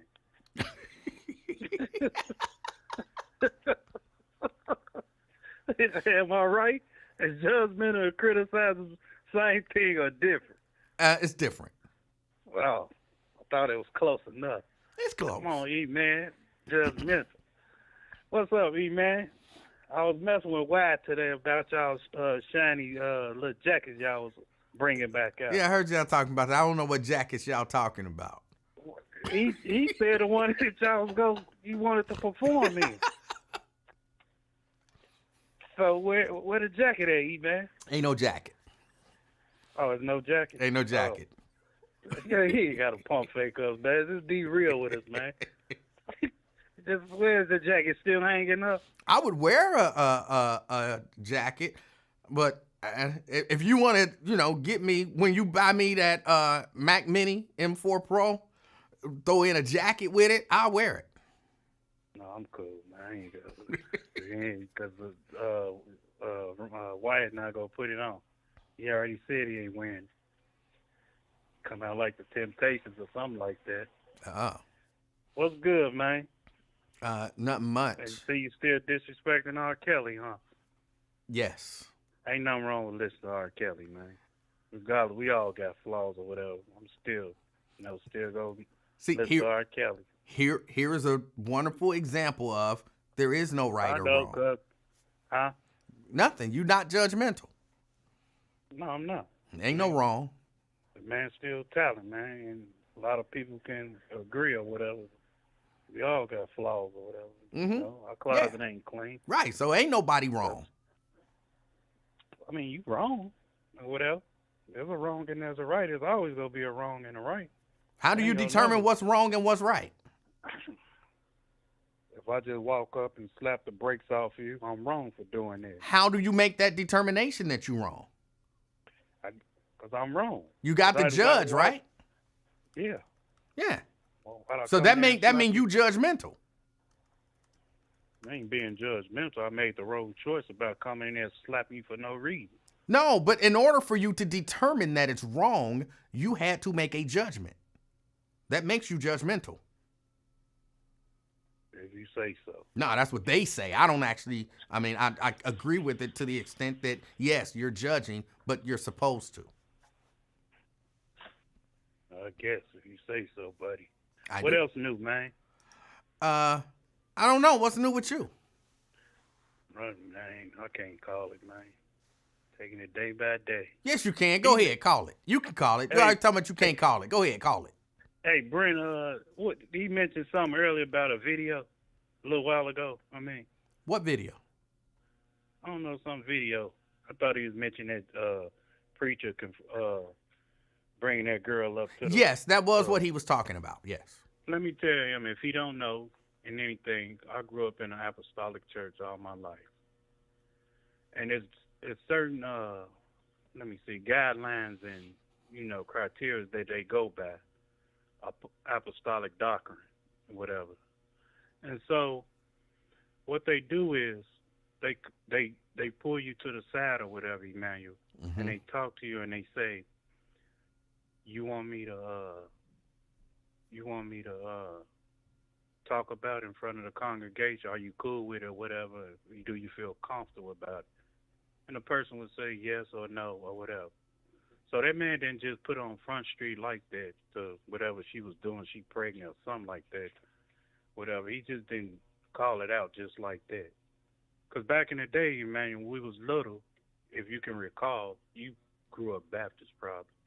Yes, But, you know, I did. grew up in a Holiness church. But when I grew up in a Holiness church, usually when a girl was young and she was pregnant, the mothers of the church would call to the side, baby, I know it was a mistake and all that, and, you know, comfort her and everything. And, you know, we go work through this and probably pray for you.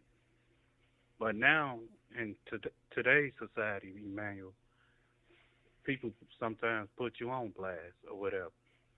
And, you know, the congregation talk about you, and that's how it is. But most likely under the apostolic doctrine and everything, and what they go by, the guidelines, they usually ask you, do you feel comfortable in me talking about it? So I was just letting Britt know, since he think he know everything, and that's your AI buddy or whatever. Some things you don't really know, and some things you got to enlighten people's mind on what it's really about, and it wasn't just, you know, clout chasing or clickbaiting or whatever, just to get, you know, YouTube points or TikTok points or whatever. You dig? I think I dig. Yeah, so just letting them know. Anything else, Emmanuel? No, Or sir. I'll cuss you out.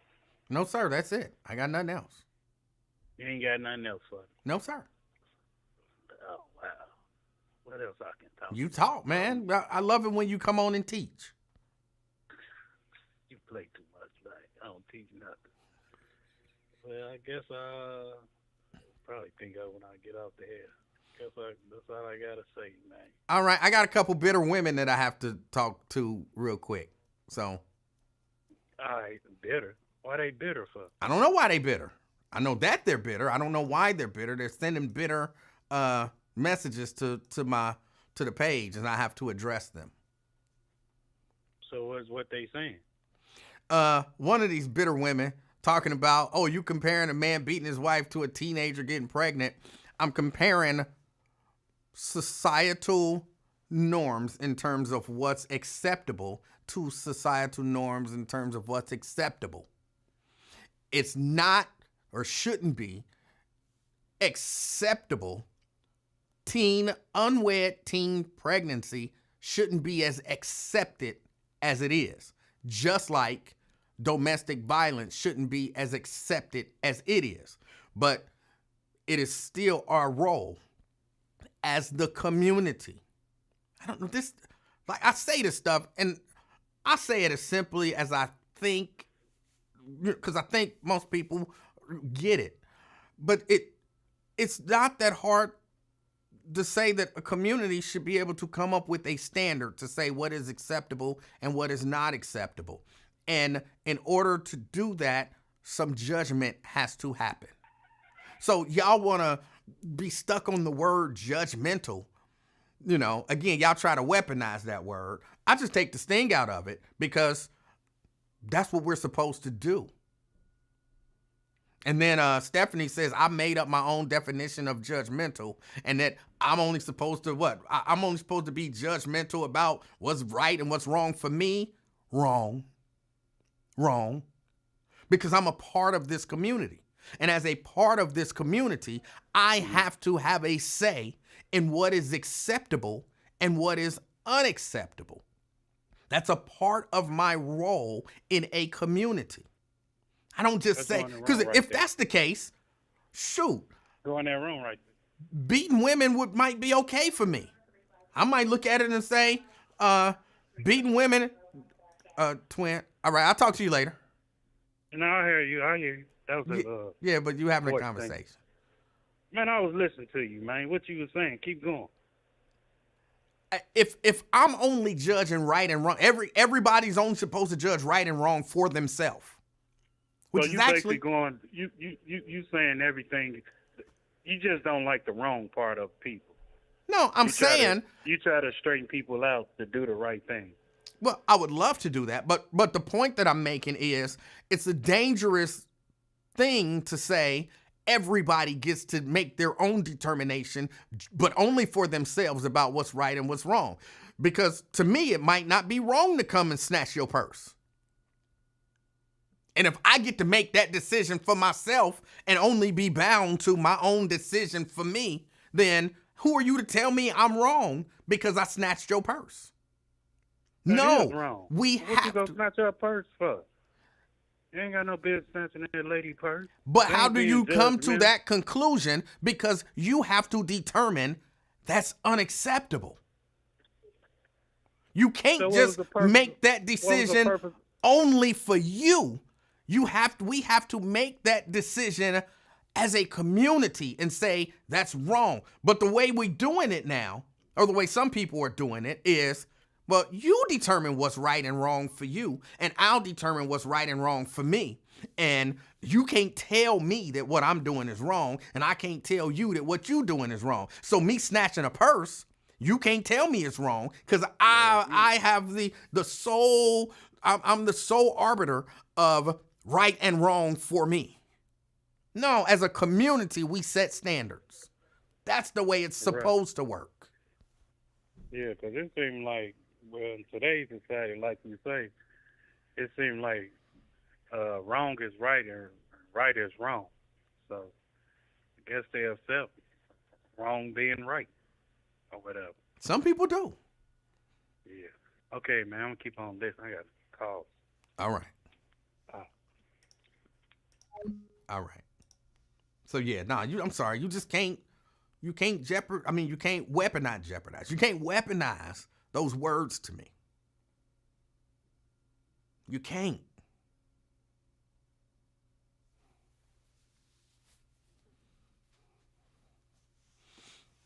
And again, let me explain something.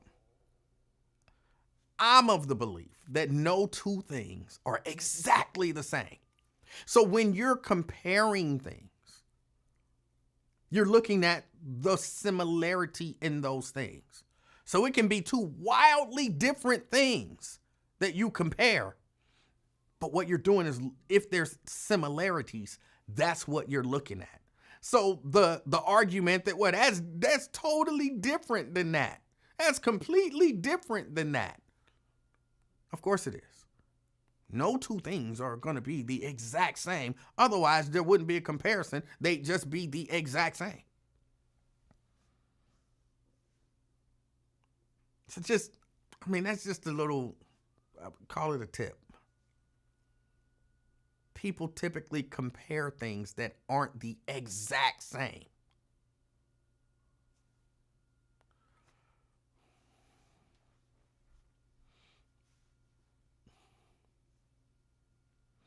Nat says, we have laws for community standards. There are many religions in America with different standards.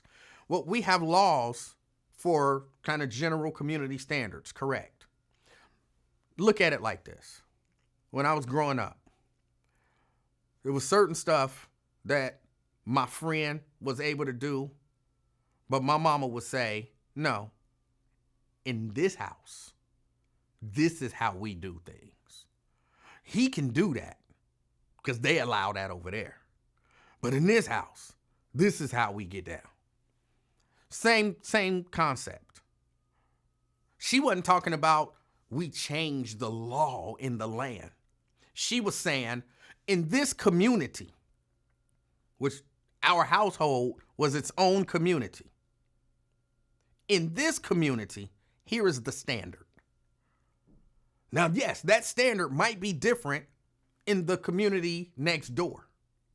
And that might be different than the community next door. But in this community, here's the standard. So you're gonna have different standards. If you have a religious community, there probably gonna be some different standards from one religion to the next, or even just, it's the same religion, just a different church, from this church to that church. That community, that group of people who in the churches, who live, work, worship together, have said, these are the standards that we're gonna live by.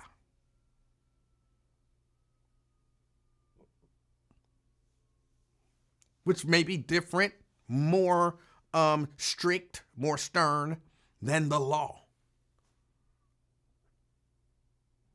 But you can't say, which I'm not 100% saying that's what you did, but you can't say that because it's not the law, it shouldn't be a community standard. No, the law is the law, but as my mama would say, in this house, this is what we do.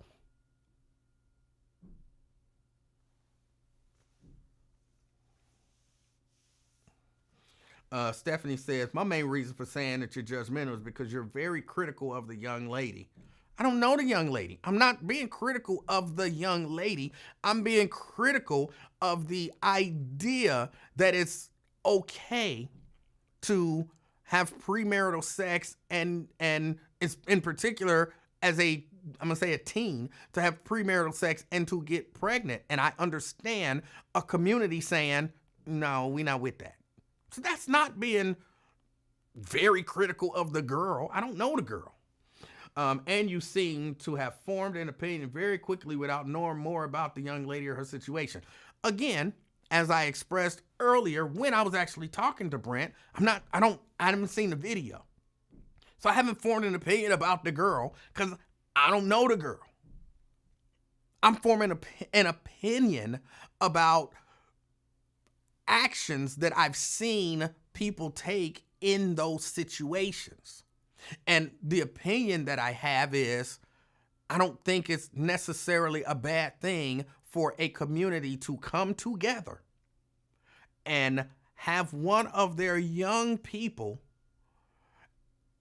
and express to them what you did is unacceptable and we're not pleased with it. It's not the way things should be done, and you need to realize that. Now, whether or not you think she should have to stand in front of church and confess it, I understand the idea behind, we want to know that you know that it's wrong.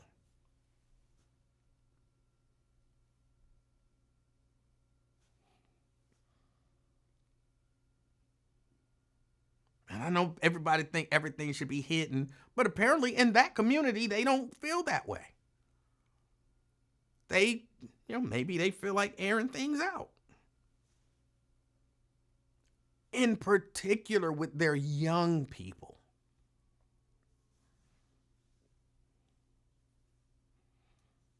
So it's not me being very critical of her.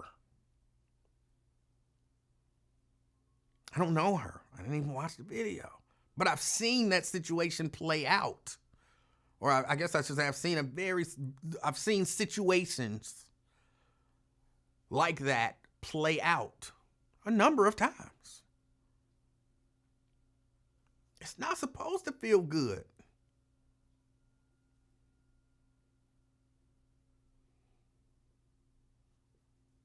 You're supposed to be a little ashamed. The hope is that shame makes you say, I'm not going to do this again. That's the hope.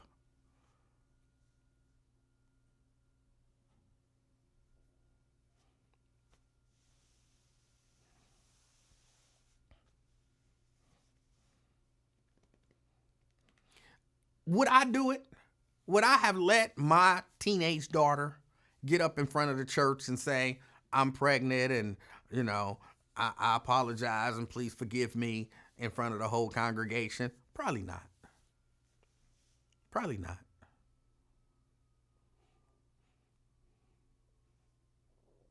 But I don't know that I had that type of relationship with that portion of my community. But in order for her to have done it, at least in my mind, a parent at least had to be like, okay, go ahead and do it. Or you better do it, one way or the other.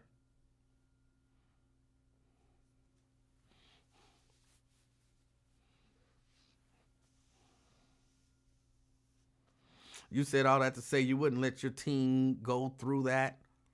I wouldn't. But I'm not saying that it's a bad thing in terms of that community. Because I'll bet you that there are things that I do in my house. There are things that I would have made my teen do that somebody else would be like, ain't nowhere in the world I let my daughter do that. Ain't nowhere in the world I let my son do that. It's about that community, their standards, and the way they want to express those standards. Just because I wouldn't do it, don't mean that they're wrong. It means we have a different way that we do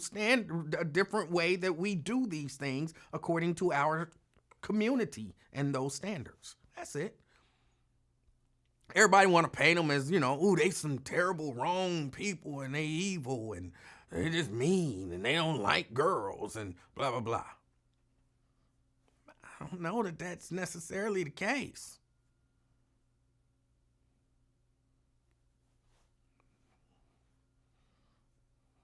I'm just not willing to say they wrong. It's different than the way that I would do it.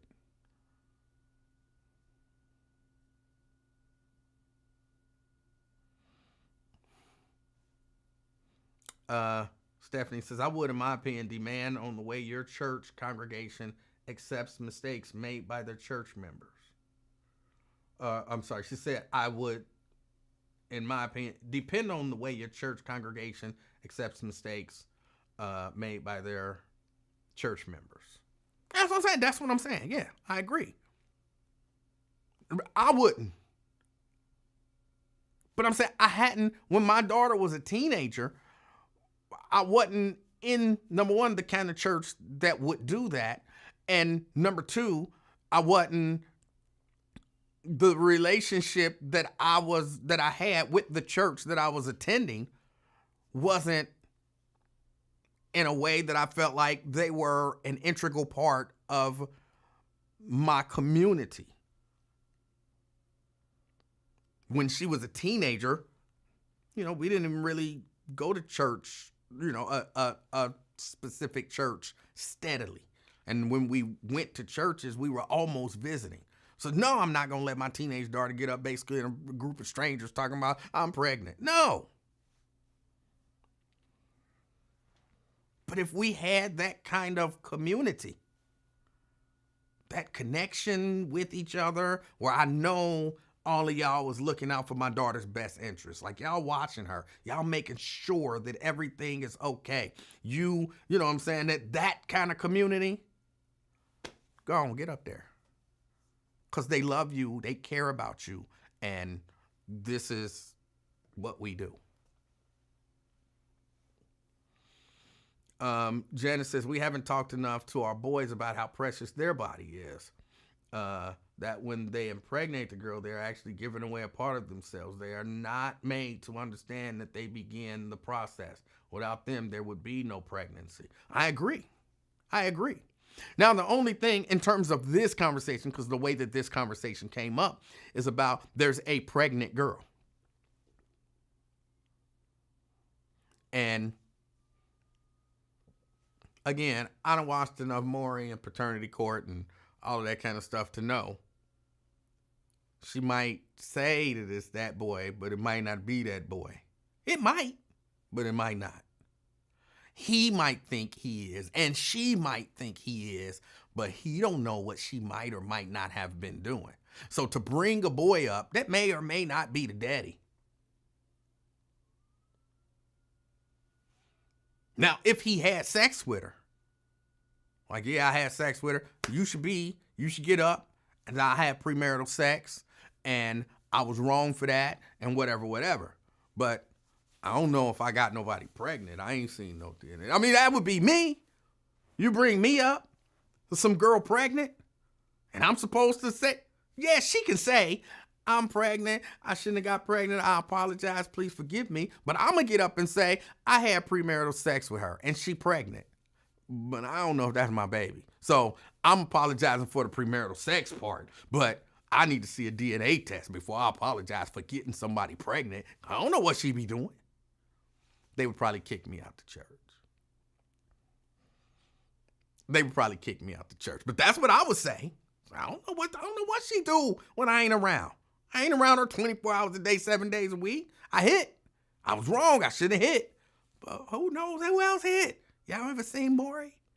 So if it come back and I'm the daddy, I will come up and finish the apology. But until then, I'm just apologizing for hitting it. I shouldn't have hit it. I don't know if that's my baby. Show me some evidence, and then we can finish this. Just put a pin right there. We get the DNA back. I might be coming back up here saying, okay, good. I was just apologizing because I did hit it. But that ain't my baby. I ain't the daddy. That baby don't look nothing like me. That is not my baby. I got a chipped tooth. My daddy had a chipped tooth. My granddaddy had a chipped tooth. That baby ain't got no chipped tooth. That is not my baby. Y'all making me apologize for a baby that ain't even mine, you know.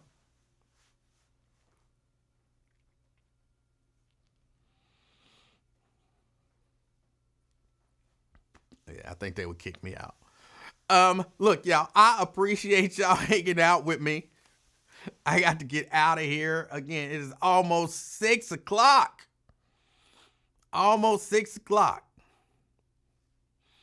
That's right. That baby got a regular hairline. That ain't my baby. Say what you want to say. Stephanie says, so you are saying that forgiveness is out of the question. Hold on. Are you asking me a question or are you making a statement about what I'm saying? Because I don't see nary a question mark. So you are saying that forgiveness is out of the question because the young lady made a mistake. No, I didn't say that. I didn't even really address forgiveness, except that it could be given. My church congregation would wrap. It moved on me. Would wrap their arms around the young lady. My gosh, she is already scared. She needs support, and I'm assuming that means love and forgiveness. Where would we be if God had not forgiven our sins and he forgives us over and over? Stephanie, you done created a whole thing in your head that I never said. When did I ever say don't forgive her? Matter of fact, I believe I said with her standing up, acknowledging that what she did was wrong and unacceptable and asking for forgiveness, that I didn't have a problem with it. I didn't say they shouldn't forgive her. They should kill that beat. I didn't say none of that. Where did you get that from? A conversation happened in your head that never happened in reality.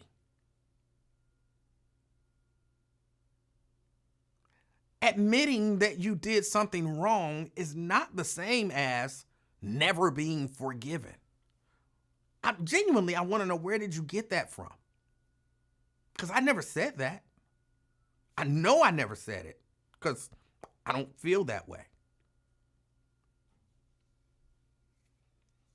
Matter of fact, I don't think it's the congregation's job to forgive her. She didn't transgress against them. She may have gone against their standard, but what are they forgiving her for? So I know I didn't say that. I genuinely want to know where you got the perception that, when did I say that forgiveness is out of the question because the young lady made a mistake? When did I say that? Somebody help me. When did I say that? I don't remember saying that. See, this is not one of those instances where, when I repeat something that somebody said and they be like, that ain't what I said.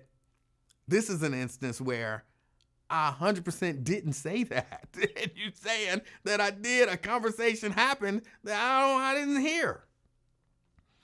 Because you sound so harsh against the young lady. What did I say that was harsh against? Okay, Stephanie, genuinely, what did I say? What did you hear me actually say that was harsh against the young lady? Now, I'll tell you what I said. I said she went against their societal standards.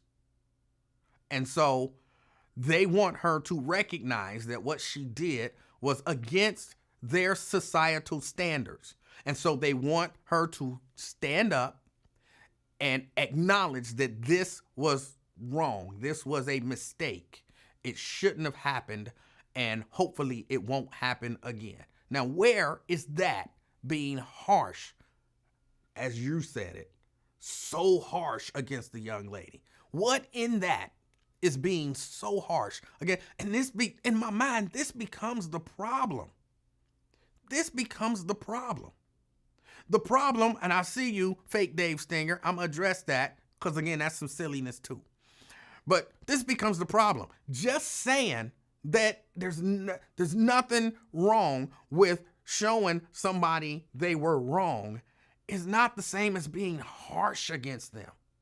That really comes down to the whole, you can't determine right from wrong. You were very negative about her making a mistake. You even said she will probably get pregnant again. I did not say that. I said if people celebrate it, then there's a chance she'll get pregnant again because she doesn't even realize that what she did was wrong. That's what I said. You had a whole conversation in your head. You heard something that didn't even happen. I never said that. You were so mad because I didn't think that this church was evil that in your head you created a whole narrative. No, Stephanie, you go back and listen. When you go back and listen, you'll see we wasn't talking about when I said she'll probably end up getting pregnant again. That was a different conversation, and that's when we were talking about if they were celebrating it. Go back and listen. Take your rage earmuffs off because you were rage listening. And when you rage listen, you hear what you want to hear because you want to be mad at the person. But I wasn't hard on the girl. I don't know the girl to be hard on the girl.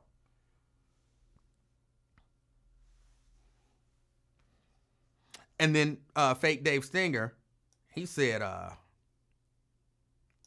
you think having a baby shower is rewarding the girl instead of helping the baby? Absolutely. Absolutely.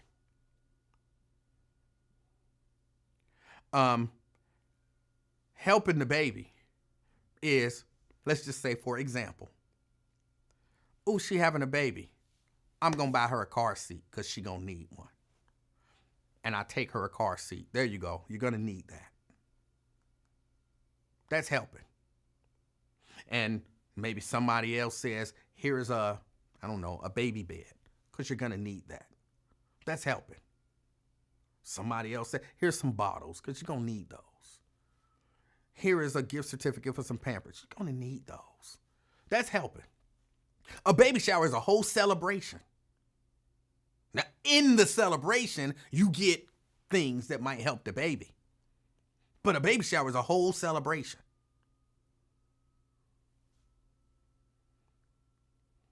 Me bringing a car seat to her house is not saying we can't help her, but that's not a party. I'm not bringing the car seat to her house with confetti and the little thing where you do, hey, girl, oh, yeah, oh, hey, babe, oh, yeah, congratulations, girl. A baby shower is an entire celebration. You can still give her things to help the baby. It is a reward. The baby shower, in my opinion, is a reward to the mama or to the parents. The party aspect of it, that's the reward. Helping the baby is the things that you give to help the baby. They're different.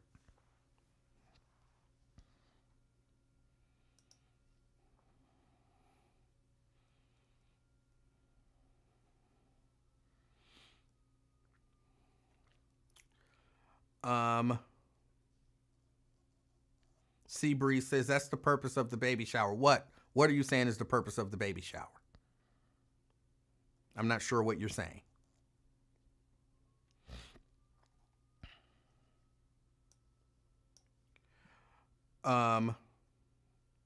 Stephanie, who again was even Stephanie, who was kind of rage listening earlier, says, I agree, giving a shower is rewarding the young lady for her bad choice.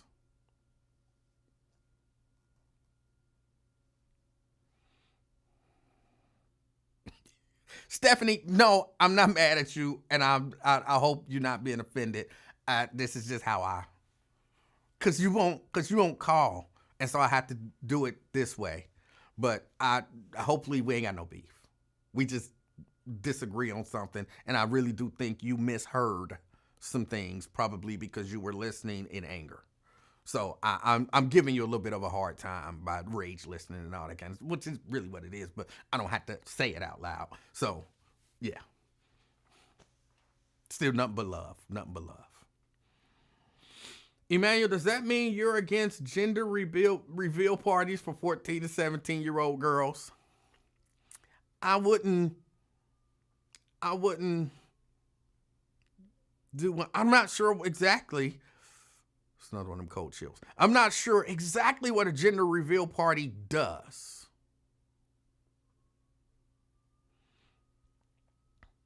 I'm not sure exactly what a gender reveal party does. I mean, other than reveal the gender. Do you need a party for that? I think I'm against gender reveal parties in general. Whether you're 14, 17, 22, 46, whatever. Married, single, whatever. I'm against gender reveal parties. Nigga, just tell me what you having. You know what I'm saying? If you got to tell me, just tell me. Why are we having a whole party for you to tell me it's a boy or it's a girl? So, I think I'm just against gender reveal parties in general.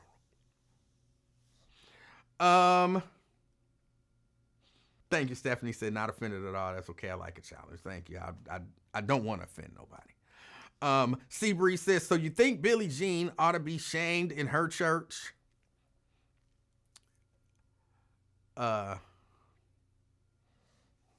Billie Jean might be a whore. Billie Jean, I'm not sure who you're talking about when you say Billie Jean. But when I think Billie Jean is that chick that tried to say Michael Jackson was her baby daddy. Billie Jean was clearly sleeping with multiple people. Mike said that kid is not his son, and we know Mike don't mess with women. He bought some kids. So I believe Mike 100% that is not his baby. So yes, we need to shame the hell out of Billie Jean. Trying to pin that baby on that man. He don't even like women like that. Who is your real baby daddy, Billie Jean? Because it ain't Michael Jackson. It ain't Michael Jackson.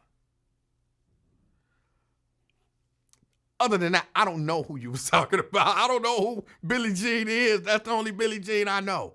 And yeah, she should be shamed. With her lying ass. All right, y'all, I gotta get out of here. I appreciate y'all hanging with me.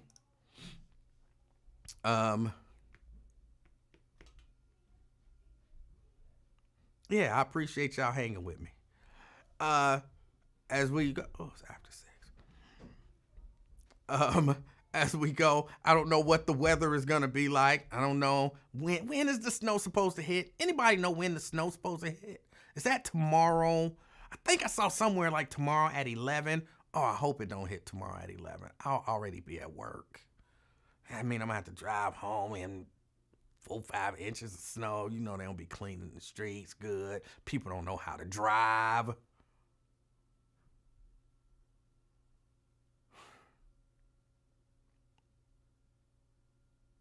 gonna have to be out there with y'all. Y'all non-driving A's. Driving with your hazard lights on. We don't need you to turn your hazard lights on. We all know it's snowing. We all know the weather conditions are hazardous. Why do you have your hazard lights on? We don't need that. Just slow down and drive carefully. When I see people with their hazard lights on, I'm like, that's an accident waiting to happen. I know it is.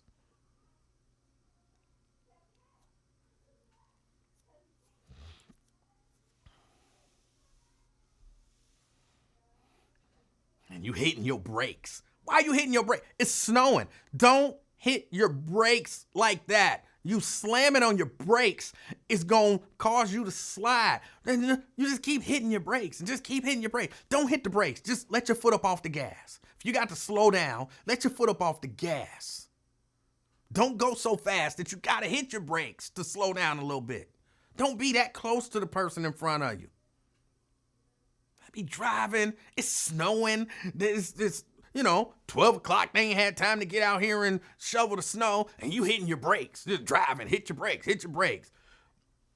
Causing accidents, barely getting out, talking about, ooh, that was close. I ain't never been in an accident, but you done caused hundreds of accidents. Because you don't know how to drive. You just be the one skating through. Done caused a whole pile up behind you. Ooh, I wonder what happened back there. You with your hazard lights on and your brake tapping ass, you caused the pile up.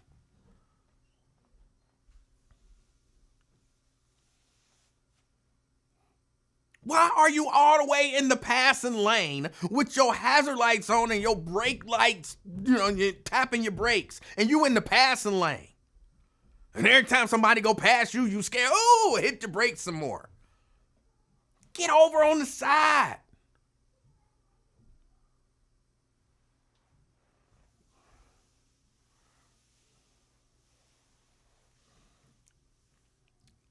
Speed 8472. That is excellent driving advice. Why you hit? Don't you understand? Why you hitting your brakes in the snow? You're gonna slide. Don't go so fast that you got to keep hitting your brakes, that you feel like you creeping up on people. Slow down. Just let your foot up off the gas. You will slow down. You will. I'm telling you, if you just foot up off there, like gas, accelerate, just a little bit, accelerate. Oh, off. Oh, okay. Oh, I slowed down quickly. And you'll be like, what? I didn't even have to hit my brakes.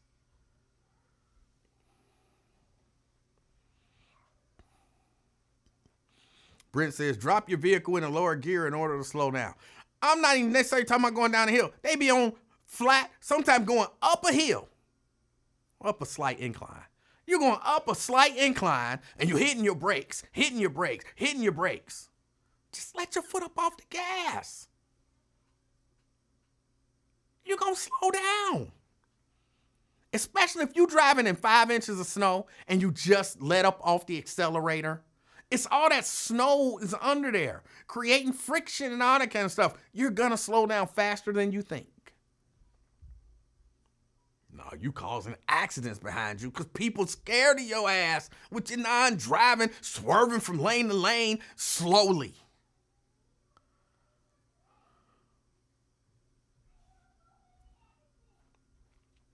Vernon says, hitting brakes going up the hill is a new kind of stupid. Trust me, I've seen it. I know you done seen it too. You done seen it. You've been in the snow driving up a hill and people hitting their brakes.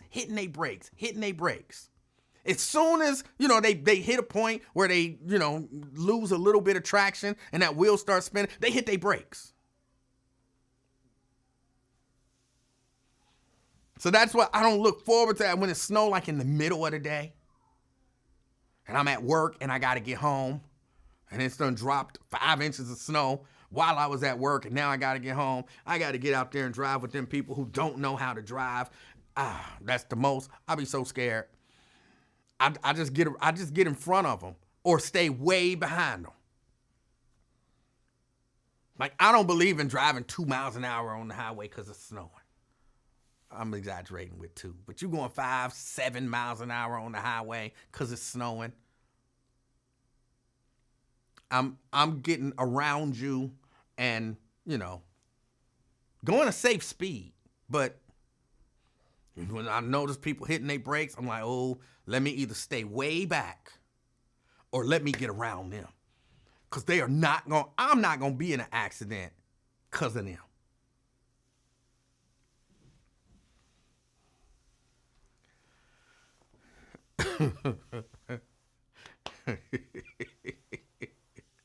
I'm just telling the truth. I'm just telling the truth. Right, Stephanie. Then you in there with no traction. And they feel good about themselves. Look at these people. Caused the accident. Yeah, I really do have to get out of here. I appreciate, hold on, Shahara says, I feel like if it snows, then for real, the roads will be a mess because people will be out and the roads won't be cleared yet. And like you said, people don't know how to drive. Yeah. And I'll be out there in it.